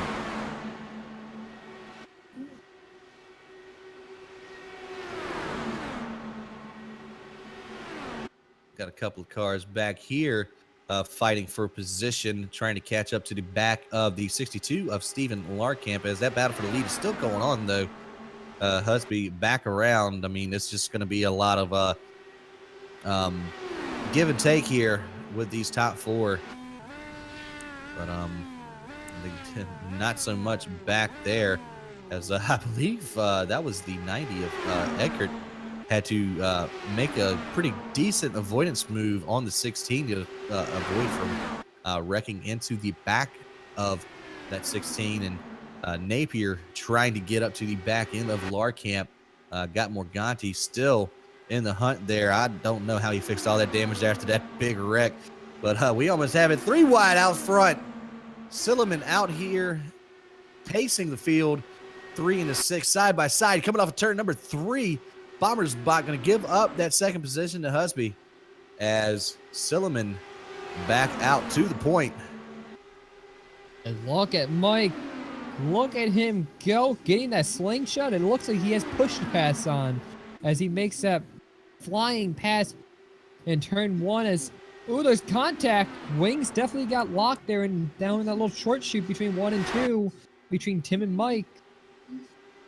And definitely going to have to keep an eye out for that. Tim did not want to let him by, and he definitely showed him that you're not getting by me, as he gave him a little bit of a bump. He might have some right and front wing damage there. But no, on that left-hand side, on that front wing, might have a little bit of damage, but it doesn't really look like it. So it might have just been a little bit of a net code issue between the 39 and the 6, because I don't see any damage on the 6 either. One of them phantom love taps. Whew. Everybody's starting to get a little bit looser now, as we're getting deeper into this run. Coming up on 10 laps for this run here, and about 2 laps.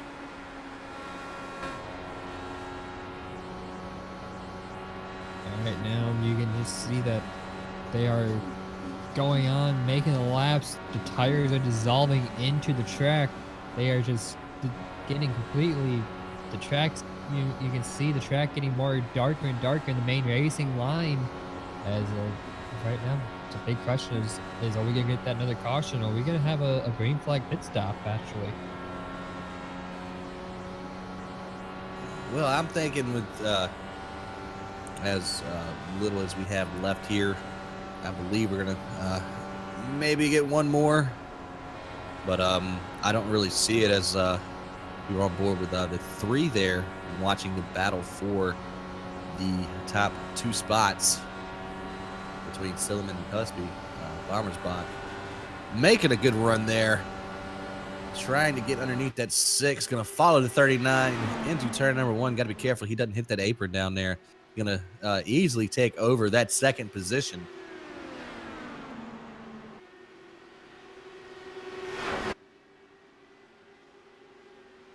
We got a car in the grass in the back, the 16. Very slow on upkeep here. Him and Eckert were actually battling pretty hard there in 16. Got a little loose, got into the grass, saved her. We're still pointing straight as the 53 is into the wall. Oh, he's loose. Here comes that caution. No. But he's just now into the racing line. Don't see any cars behind him yet. No. Bennett's still in turn 3, so if Morganti can get that thing spun around, and he does, and off of the racing surface, we're still going to be green flag racing as Bennett, and here comes Martin. I think maybe Bennett has something wrong with that transmission or that motor or something. He's got to have something going on. And maybe the same for no, I think Martin was in one of those bigger incidents. Well, Travis Bennett in that number 95 definitely has the damage on the side pod. And right there, I was riding on board on his gyro cam as you just hear him so not even on the throttle at all. He is just so easy on it and just not really pushing it because he knows the outcome. You know, you push it hard in the exits of the corners and you end up being in the wall and destroyed. His main goal is to finish. Right now he's sitting in P8. He can't really catch as we got the 16s spun around. Card contact, missing the whole front end of the card. John Napier around on the exit of turn number 2. He's going to have to make sure that thing gets out of there pretty quick. Here comes a couple of cars here, and caution. Flies. Whoa. Okay, we're going to ride the wall a little bit there. Oh, he's crabbing. Oh, he's crabbing hard. That hit definitely knocked a lot of out. Somebody get the old bay. Oh, man. Well,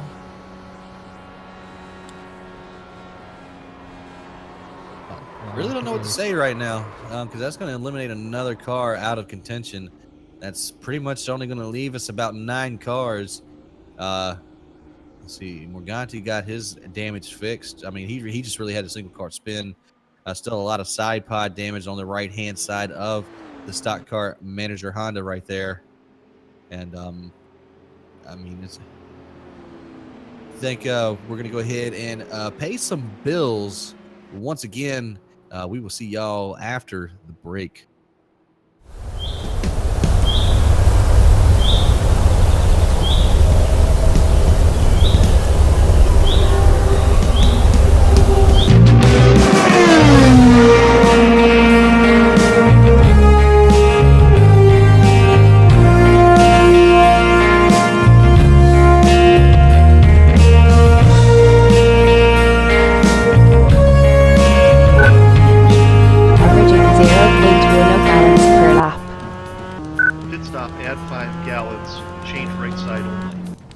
Hitbox in 10, 9, 8, 1. Bingo. 10-4, adding 5 gallons, changing right side tires.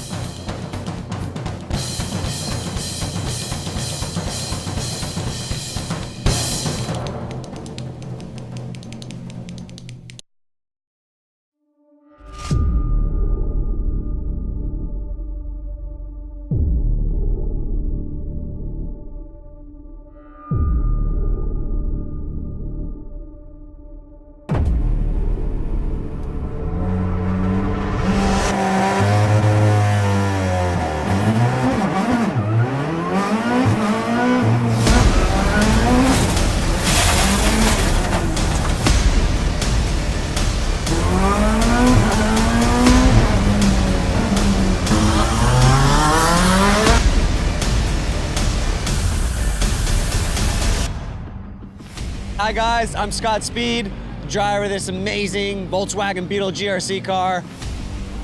I got good news for the iRacing fam. We got this coming in. I'm currently working on it myself personally to make sure that it is as accurate as possible. With the addition of dirt and now this mean car, it is gonna be so fun. And it's gonna be available free to all the iRacing members. Personally, I can't wait to get out there and race you guys on it.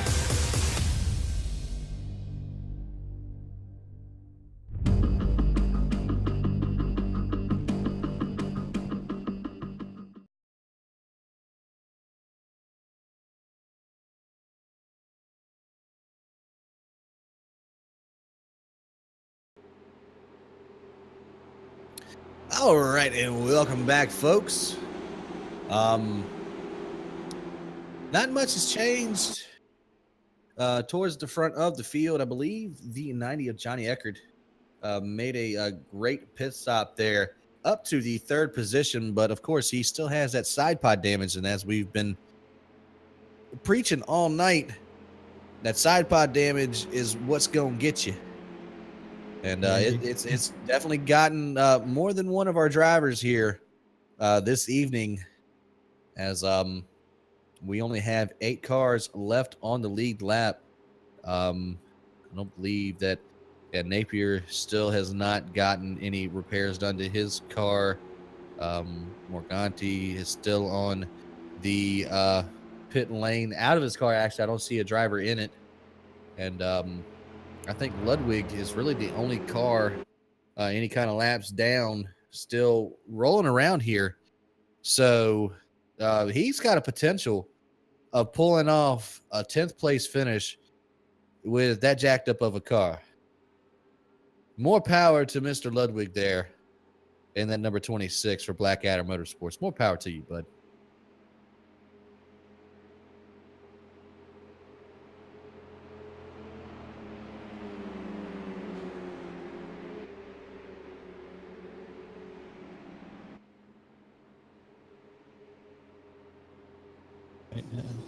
No, we saw Travis Bennett in that 95 as he went around and he had that side force damage. You can go on board and you can listen to his engine. You can listen to how he's revving the car. You can listen how he's not at all putting any effort into that car. And you have Johnny Eckert, who also has damage and on that same exact location pretty much.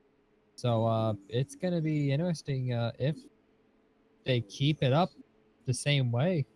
But as we go on, we take that false green flag, getting ready to get back to green flag racing this time by. Yeah, we're working lap 90 of the scheduled 127, so we're closing in on 30 laps to go. Next time by, we'll have we'll restart with 37 to go.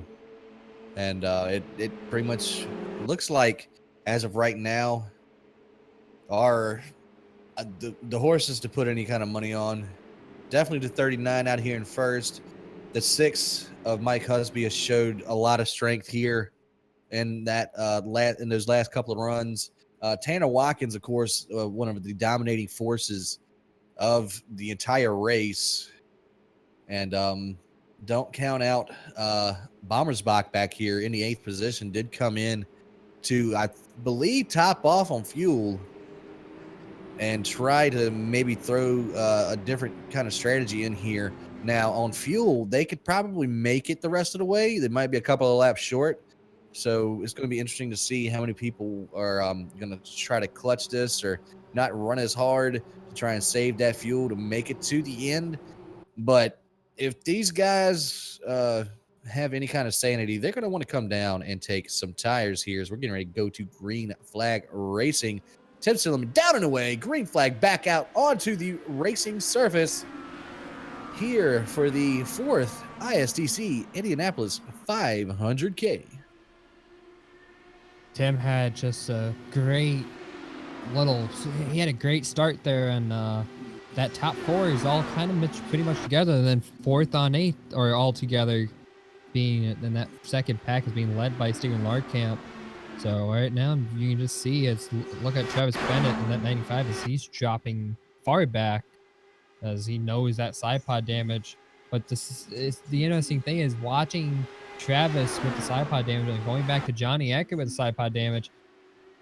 Watching Johnny, it doesn't even look like he cared. He hit the wall a few extra times after he got the original damage, and he really knocked that side in at the very beginning of this race. As now he's pretty much sitting in P3 watching the battle for the lead between Tim and Mike. Well, see, that's how he's been doing it all season. I mean, the first 3 races, a 1st, a 2nd, and a 5th. Right now he's running in 3rd, and he has a good chance of claiming a top 5 finishing position here tonight as well. as we see the 6 going underneath the 39 to exchange the lead one more time. I wish we had a lead change counter because and it actually worked on the rest of the track instead of at the line, because that would probably be an impressive figure to figure out right about now. As here comes Silliman back on the inside underneath that 6 and at the line 1/1000th of a second. You cannot get any closer than that on the racing on this racetrack. Yeah, it's it's a great thing about Indy is how great the draft is. In the corners you try to go single file, if not double file, and then on the straightaways you just do cat and mouse. You take the spot, I'll take the spot, and we just keep going back and forth, changing positions. As right there, you can just see, Mike makes the pass on going to turn 3, but here comes Tim with a slingshot around, taking the lead again. Engaged. There he goes off into turn number 1, his favorite place to get that lead back at. He always gets such a good run coming off of 4 and using a lot of that side draft. As looking at his stats so far this season, of course, our most recent winner at Iowa is the lead is exchanging again. I mean, they're just doing the same things in turns 1 and 3. I mean, Silliman actually a little bit closer that time, almost into the back of the 6. With that little checkup, look at Johnny Eckert, and maybe Tanner Watkins is maybe thinking about making a strategy move and getting back into this fight. I honestly think he's just keeping up with the lead pack just so he could be there at the end as excuse me, ladies and gentlemen, the 39 back out to the point. Speaking of 39, I mean, he opened at Motegi with a 2nd place finish behind the 90 of Eckert, who is 3rd in line right now as the 6 going back to exchange it again. I mean, these top 6 are pretty much the only ones that have a shot at it. They're the only ones running under full power now. So, I mean, at least we have all of the racers in one shot for now. Yeah, well, this can be, if there's another, if someone slips up at all, it can end all their nights. And it's hardest thing is you're all here. This is great, but, maybe if I was one of these top 6 cars and I survived, I might be sitting back behind Johnny, or I might be sitting behind Steven, and just the fear factor of, there could be another caution. Yeah, look at it right now. Tanner Watkins forcing the issue. Going to go to the inside of Silliman, trying to take over that 2nd spot. Silliman going to have a good run on the outside, but it looks like he will get that 2nd spot. And look how far the 6 is pulled away from these 2 drivers here on the front stretch. I mean, he's stretched out to about 5 car lengths worth of a lead there. And all of that gap is about to be obliterated as the 39 is underneath the 13, as I believe Tanner has come out to play here as we're closing in on 30 laps to go. Big move from that 13 on that outside lane. Yeah, right now, you just see that, we got 31 laps to go, but if I was the 13, if the 39's pushing me that hard, why you push me this hard? We got 30 laps to go. Push me that hard on lap, 2 laps to go. Make that perfect pass. But why would you be, we're at the leader. You want to try to go for the lead. Let's work together. But only thing you're doing is you're hurting each other more when you do the leapfrog effect. I take the lead, you take the lead, you take the spot, I take the spot back, and this is just, there's been a few risky moves that so far that's happened doing that effect. So I wonder if some drivers just really don't care about how they are racing others. And, look at that. Tanner just falls way back because of the entry of the corner that he couldn't take. Yeah, I mean, to go with your first point, I mean, you could have said that about anybody at the beginning of the race. As Silliman's trying to take over their lead once again. I mean, they were racing on lap 2 as hard as they, would have raced with 2 to go. It's I don't know if it comes with just the prestige that you receive when you win here in Indianapolis. I mean, even in the virtual world, man, I mean, a win here is just as sweet as, well, not just as sweet because you don't sit in the car for 4 hours, unless you're actually running the 500. But I mean, it's one of the crown jewels of motorsports.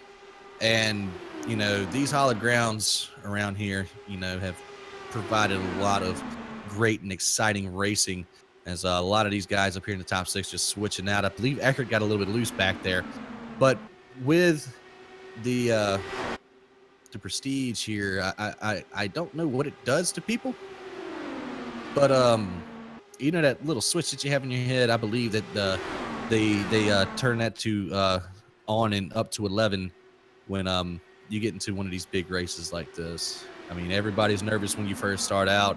That's why normally an iRacing race goes from the first 10 laps are pretty much caution, then you get a good run, and then you'll get a couple cautions at the end. Yeah, it's From the beginning, it's the nerves. The middle of it is like, okay, we'll calm down, and then the end of it is just the anxiety of wanting to get a good finish. So, top 3 have broken away a little bit from 4th, 5th, and 6th because of Eckert and Bommersbach side by side back there for the 4th position. There goes Bommersbach around Eckert to take over that spot. And Bommersbach loose. Triton. Gonna take the access road there and come back out onto the track, and he's still rolling.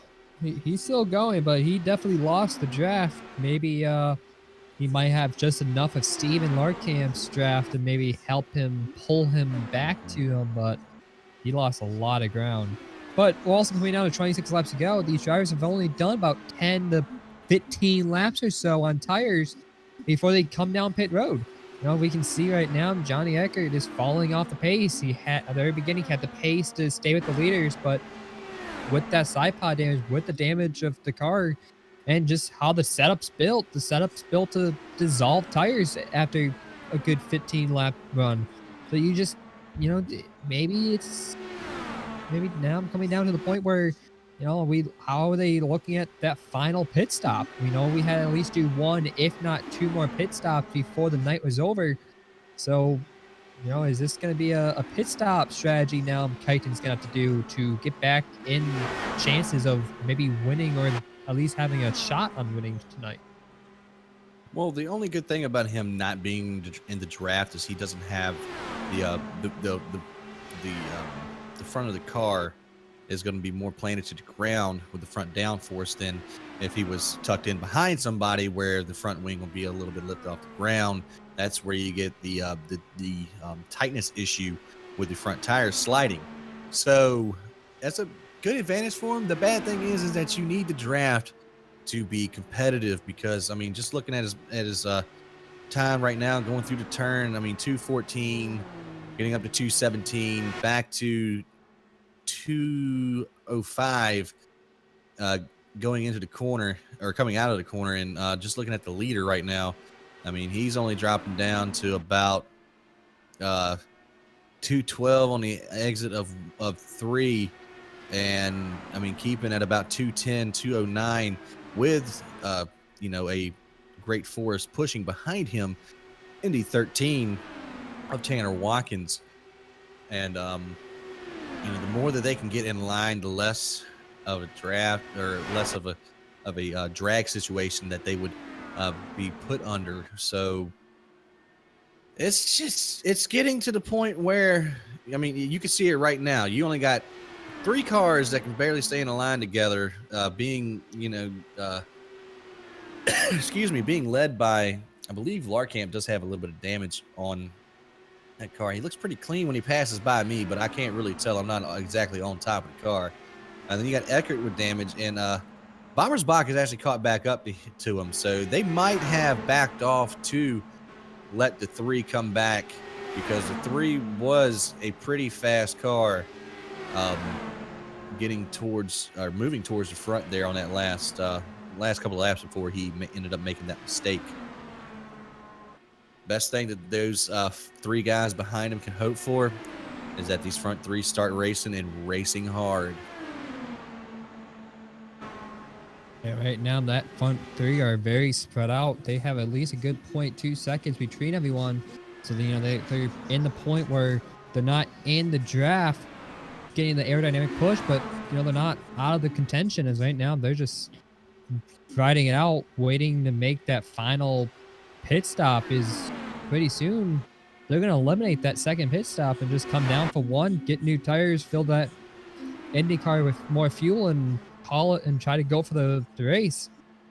As right there, you see Tim Silliman with that awfully loose exit of 2 sliding right across Tanner's car. So, you know, maybe the pit stops are going to come sooner than later. Well, the thing is we are on the magical number of 15, as I do see the 95 Travis Bennett onto the pit lane. He's pitting from the 7th position. Going to go a lap down right here, but he does have substantial side pod damage. It's got to be what's holding him back. Silliman, though, we're going to have to start thinking about it, as we are 20 laps away. Ooh, Keiten Bommersbach, he went out and he hit that apron in turn 2 and slid up and shift up that whole second pack. And as he's kind of trying to get up to that front pack, but as right now, Tim Silliman just went over the radio saying he's pitting in. Oh, he's coming in. Silliman pitting from the lead here, going to bring Bommersbach and Larkamp. Have to get it woe down to, I believe, 60 mile an hour here for pit road speed. And, yeah. So, business is starting to pick up. Mike Husby out to the front. Then you have, Tanner Watkins out front and Mike Husby in second. And Steven Larkamp made up a ton of time there on that exchange. Don't know if these front 2, for right now, had to check up a little bit, but Silliman down and away. Bommersbach right behind him. 6 is definitely radioed in, and he's pitting. All of the rest of the top 6 are coming into pit.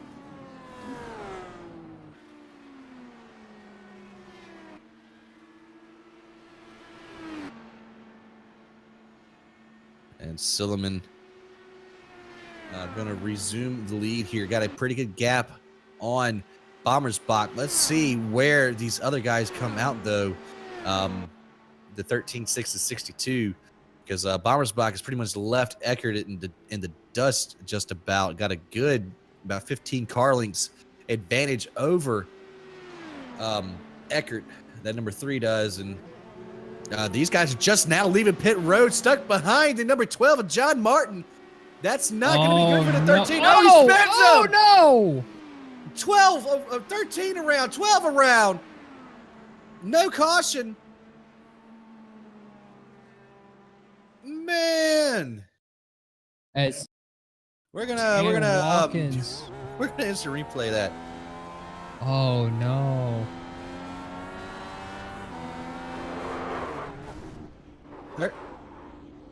Yeah, John Martin, unfortunately, being a slower car there, did trap the 13 and the rest of them on pit lane.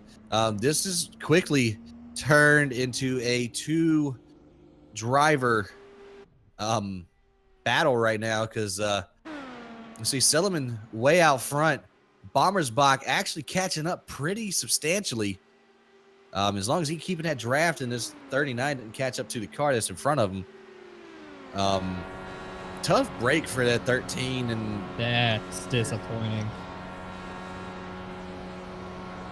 Currently on board with Keiten Bommersbach as we are going around and watching him as he tries to make that gap get closer and closer each lap, which it definitely is getting smaller, but the big question is how hard are these guys going to race each other? They're teammates, you know. Great way to finish Indy 500 night with 1 and 2.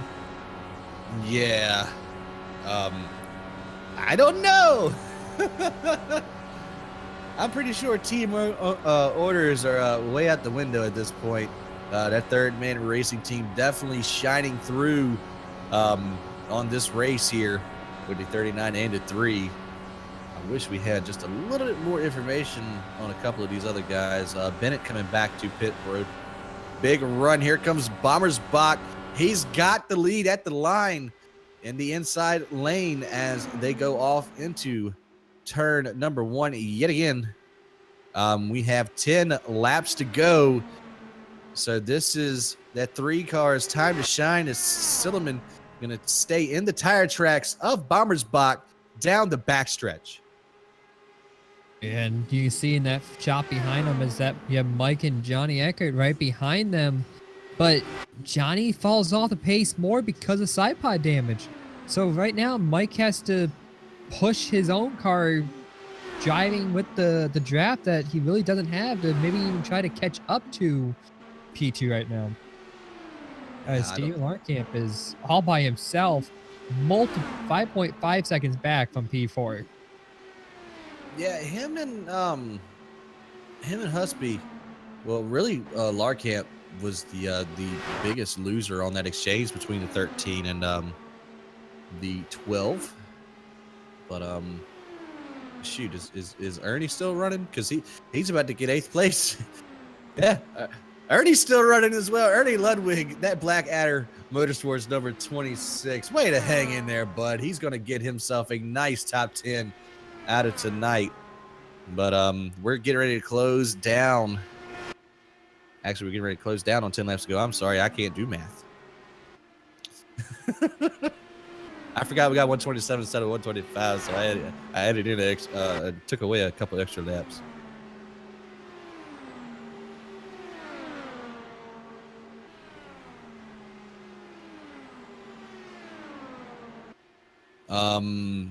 We're gonna run to the lap 127 to make up for the two laps we took for the formation lap at the beginning of the race, and gonna hit the official 500K mark.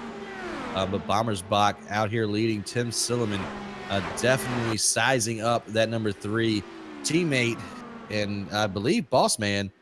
Yeah, Bomber's Bach owns Third Man Racing, so they're gonna split the slow cars here, and they do it with ease.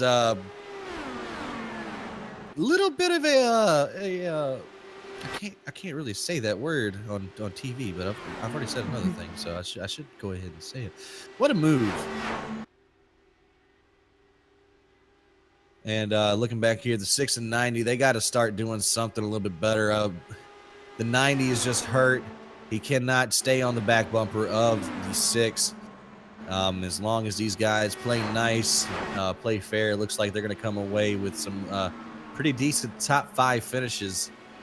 But you know that 39 sizing up his boss man right now in Bomber's Bach. Tim Silliman looking for his 2nd win on the season. Right now you see Johnny Eckert, the points leader. Right now I'm sitting in P number 4 as he's gonna not come off with the finish that he wanted, but having a good finish and good points night for him. Only 7 points in the lead right now, but in the lead for Rookie of the Year, so he's having a very good night there if you look at it on that hand. Going up to Tim Silliman, he's sitting P3 in points right now before tonight, so he'll be gaining a lot of points if folks finishing in 1st or in 2nd. With that also being said, Kaiden Bomber's Bach will be a huge points night. He's only 61 points behind the leader of Johnny in points. He's sitting in P10 in the standings. He's going to get a great points night coming home being the winner or finishing in P2. And we were at 10 laps to go last time by 9 to go as Bomber's Bach is still out front with Tim Silliman right behind him. And to go back on, talking about Silliman, he's actually the most previous winners of 3 got a little squirrely coming out of 2. I saw that. That's scary. I'm thinking we're going to kind of end this run at the end, or right at the end of these tires. We ran 16 laps on the last set, and we're currently on lap number 8. With 9 to go, so we're going to be running about the same amount of time on these tires as we did in a previous set, and I know a lot of guys are starting to get sideways, so this is gonna be a very interesting finish to see if either of these drivers can hold it underneath themselves. As another little wiggle from the 3. Here comes Silliman with a run, but it looks like he's just going to stay tucked in behind the 3. And Husby has actually made up a little bit of ground. I don't know if he's catching residual or what, but I mean, that's a pretty big gap to be able to get some aero off of those cars in front of him. Because these things, they don't really punch that big of a hole in the air. No, I mean, the draft is huge when you're together, but that far away, he's 2.5 seconds back. He's way out of the window of aerodynamics. Oh, that's going to be tight. Yeah, Bombersbot got really loose coming out of one. And he's using that bottom lane. There goes Silliman on the outside. Drag racing down the backstretch. Here comes Tim Silliman. Bombersbot going to tuck in right behind the 39 Rigshare machine. As that 3, I can't really tell what's on his car, to be honest with you. I got to get a close-up. But, yeah, Bombersbot surrenders the top spot over. Coming to the line, we're going to have 6 laps to go. Yeah, right now you can see how they built this setup. You know, they built it so the leader would have to be very conservative or driving the drafts. So right now, Kaito is leading. As you can see, every corner since 9 laps to go, he's been playing the dance of, am I going to be able to hold on to this race car on the exit of the corners? It looks like I'm sliding. Oh, dude, this is not good for him. He has his hands full of a very upset, not happy race car. Yeah, he's both of passed these on the inside by Tim. Both of these drivers are under that condition right now. As there goes Silliman. Yeah, and Husby is slowly creeping into the picture here, guys. So we might have a 3-horse battle for the lead as these guys are just sitting there getting loose, checking up. Husby's making the ground up, and they know they're trying to get around each other. Going to complete lap 123 at the line. Ooh, very loose from both race cars. This is...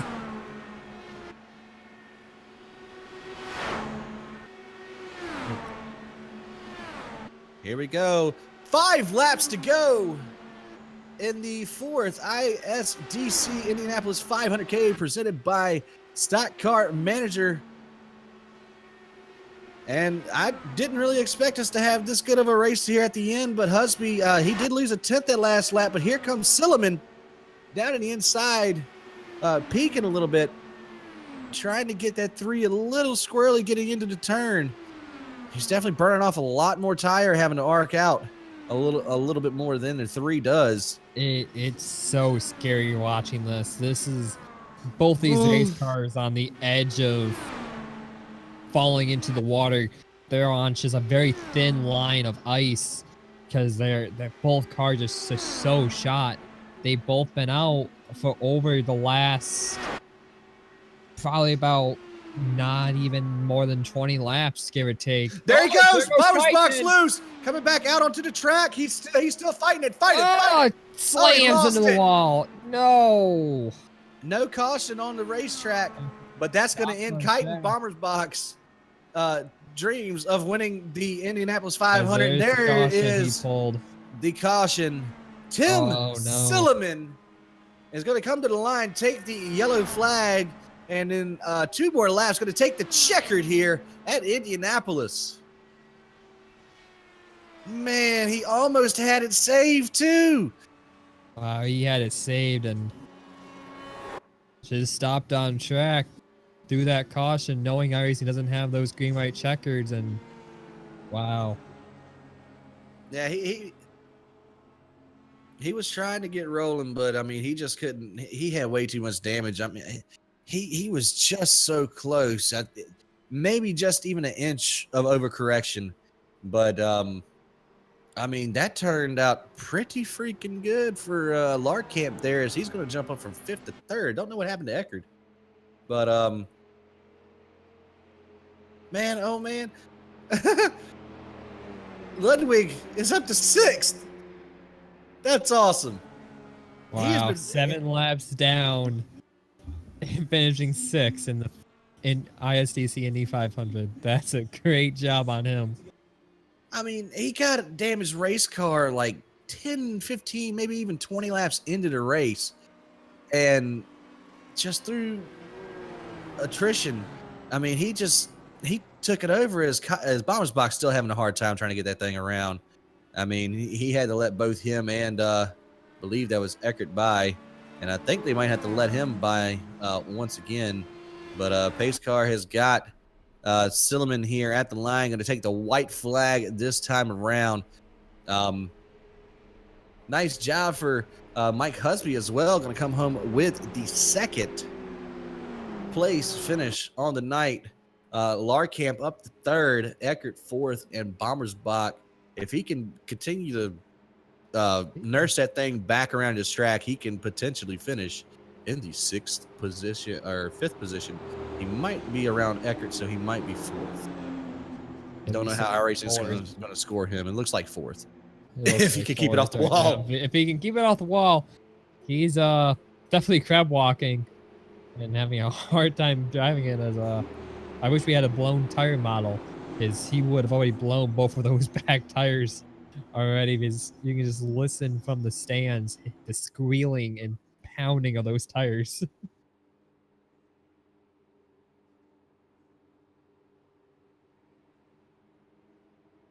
All right. Well, coming down the backstretch for the final time tonight, I've got to say this was an incredibly long race. To say the least, a lot of yellow flags there early on.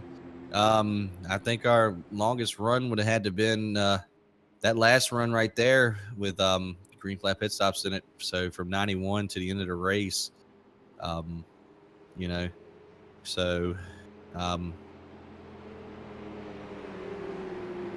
and big championship implications as well. Once Silliman crosses the line, he will actually break the tie with Tanner Watkins in the most laps led on the night category, as he's coming down here to the yard of bricks, gonna get the gallon of milk in victory lane. Tim Silliman wins here at Indianapolis.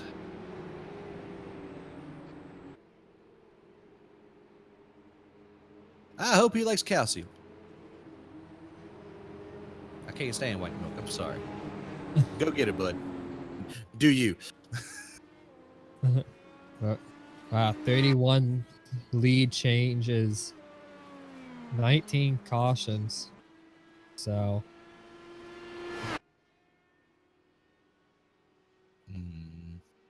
All right, we're gonna get your results up here momentarily. Gonna run through those real quick to get you right into the interviews with our top three. And Tim Silliman gonna come home with the win here in the fourth ISDC Indianapolis 500K, presented by Stock Car Manager. Here for the Rigshare World Series, Mike Husby is gonna come home in second. Stephen Larkamp third. Kyten Bommersbach, tough break there at the end. Gonna still come home with a fourth place finish. Fifth, Johnny Eckert. Ernie Ludwig in sixth, battling back from early troubles. Travis Bennett, seventh. Eighth, Tanner Watkins. John Martin in ninth, and John Napier in the 10th position. Joe Morganti in 11th. Cody wins in 12th. Danny Roberts in 13th. Dylan Lee 14th. Arden Shelley in 15th. 16th, Phil Clark. Robert Hill in 17th. John Watkins in 18th. 19th, Taylor Drago. And Donovan Johns will come home in 20th. 21st, Chris Gutierrez. Ryan Martin in 22nd. John Ailes in 23rd. 24th, Michael Chin. Eric Davis in 25th. And last but not least on the grid there is Gregory Napier. All right. So let's see who we got in here. We're gonna I can get as I'm walking down. Get a Larkamp in here real quick. How you doing, bud? Hey guys, how's it going? It's going. So you put the 62 in third place there after Bommersbach and Eckert pretty much left you. Tell us how your race went. Well, in general, it was pretty crazy. I mean, I knew I had a fast car all race long, and I would have helped with the front guys. Unfortunately, I got a little bit freight trained, and I was stuck in the mid pack for much of the event. But got back up there towards the end, and actually on that final run, I had a feeling, given when Bommersbach and Silliman pitted, if the race went green to the end, I think Tim would have run out of fuel. I think I may have gotten at least second place, and I think Husby was slowing down a little bit as well. I don't know, it could have been a bit more, but yeah, P3, pretty solid results. Good points at least, but of course, it would have been better if we got the win. But still, solid result. Yeah, it definitely is. Congratulations on that third place podium finish there after the battle of attrition that was that race. You got any sponsors, any mentions you want to give before we go ahead and let you go out of here? I've got to give a shout out to everyone at Gap SRT. And again, I don't know what it is about Cody this season. He's had miserable luck. And shame he couldn't go back to back in this race because he won this race last season. But yeah, we still got a strong team underneath us. We just need the luck over there in the 67 car. And I need to maybe get a win or two on the road courses coming up. So yeah, everyone out there, we know we're contending for a championship once again, and I think everyone's still pretty excited. All right. Well, congratulations again. Ooh, I'm in the wrong Discord. There we go. I'm back. And good job. We hope to see you next week. I believe we're racing next week, correct? Yep, we're going to be at Milwaukee next week, I believe. All right. Well, that sounds like a bushel of fun there. So take care this week. Ride momentum into next week, and we hope to see you back here in the booth after that. Yeah, I certainly hope so. All right, and that's Stephen Larkamp, your third place finisher on the night. We're going to get Mike Husby into the booth. Mike, you got a copy there, bud? Yeah, I'm here. All right, 10-4. Well, second place is not anything to shake a stick at, but you were catching Silliman there at the end. Do you think you had anything for him if you could have got to him? I don't really think so, because we tried to do a fuel strategy call. It didn't quite work out. We were going to be about half a lap short, so I was going to run out of gas on the back straightaway. So I think even if I would have gotten to him, I probably would have run out on the back on the last lap. That is a shame, man. I mean, you kept it up there, qualified fifth, finished second. So good run from your camp there in the number 6. You got any shout outs or sponsor mentions you want to give before we get you at the booth and get the winner in here so we can wrap this up? Oh yeah, I just want to say thanks to Robert Hill, who owns my team, or not owns my team, owns the team I run on at a different league, and has been a pretty cool guy for a long time. Also, I decided to run a Hinchcliffe-looking scheme this week, so shout out to James Hinchcliffe and the IndyCar team over there. And yeah, it was just a pretty awesome race tonight, and thanks to you guys for putting this on. Hey, thanks for coming out and putting down a really good time out there on the track, man. Congratulations on your second place finish, and don't know if we'll see you next week, but hope we do, man. All right, thanks, guys. All right, the second place. We already moved him out of there. So we're going to hop into Victory Lane here, sponsored by Stock Car Manager Tim Silliman. You got a copy there, bud? 10-4. All right. Well, the battle of attrition paid off for you, bud. Winner here in Indianapolis. How you feel? I feel ecstatic. I'm pooped. My head hurts, but it was worth it. Awesome. Well, I mean, you ended up pulling the right pit strategy right there, because the guys you were racing, the 13 and this 62 and the 6, they ended up getting caught up behind a slower car coming out of pit lane. And even the 6 said he was going to run out of fuel. Was that going to be the case with you there towards the end? Well, I knew pitting when I pitted, I would have been right on the cusp, and I was lucky enough. I at least had my teammate to kind of stick behind and sixth gear and ride around. But we were kind of like saving with each other, I guess, just kind of like waiting it out until the very end. But it was kind of a pity that he got loose there. But I'm still proud that the fact our team pulled through it, at least still got the win there at the end. Definitely huge for you. Your second win on the season. Definitely going to help you in the overall championship. And I mean, you pretty much almost got all the bonus points. If you would have won the pole, man, you would have done a clean sweep tonight. So yeah. And also good showing for Rigshare being the new title sponsor for the Rigshare World Series. So good on you for putting them in the victory lane. You got any other well, you can mention them, of course, but you got any other sponsor shout outs you want to give before we let you go get on to the champagne sipping? I want to thank the stock car manager guys for sponsoring the race. All the Napiers there. I hope you guys make a good product there. I want to thank my admin staff that are along with me for doing the best job that we can, and all the drivers, for coming out. I know it was a long 127 laps. It's 11:32 Eastern time, so I'm ready to go to bed. I think my parents, I know they were still watching me. My mom sent me a text. She's like, "Did you wreck the leader?" And I was like, "No, mom, I did not wreck the leader."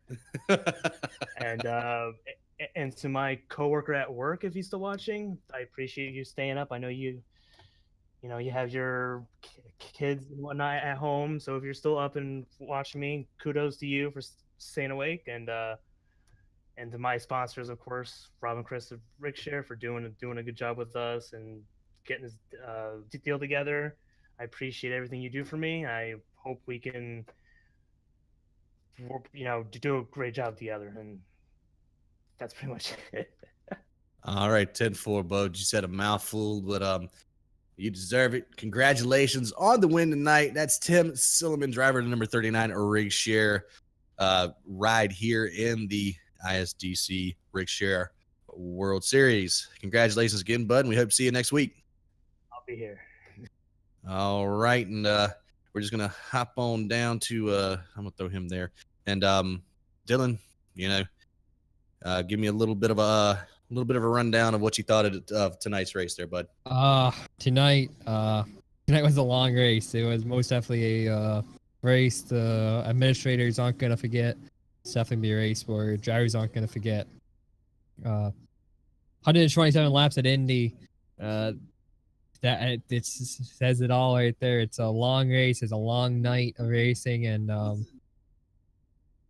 hopefully I wish we had more drivers that did finish on the lead lap, but it's good. Congratulations to Tim, and good job to Johnny Eckert on that fourth place finish there. But yeah, it was a long race and a long night, but hopefully next week we'll be back at a smaller track with a lot better of a setup for these guys who are on, and hopefully we get a better race next week. Yeah, most definitely. We're going to be in the great state of Wisconsin for the Dairyland 200 next week, 123 laps at the Milwaukee Mile.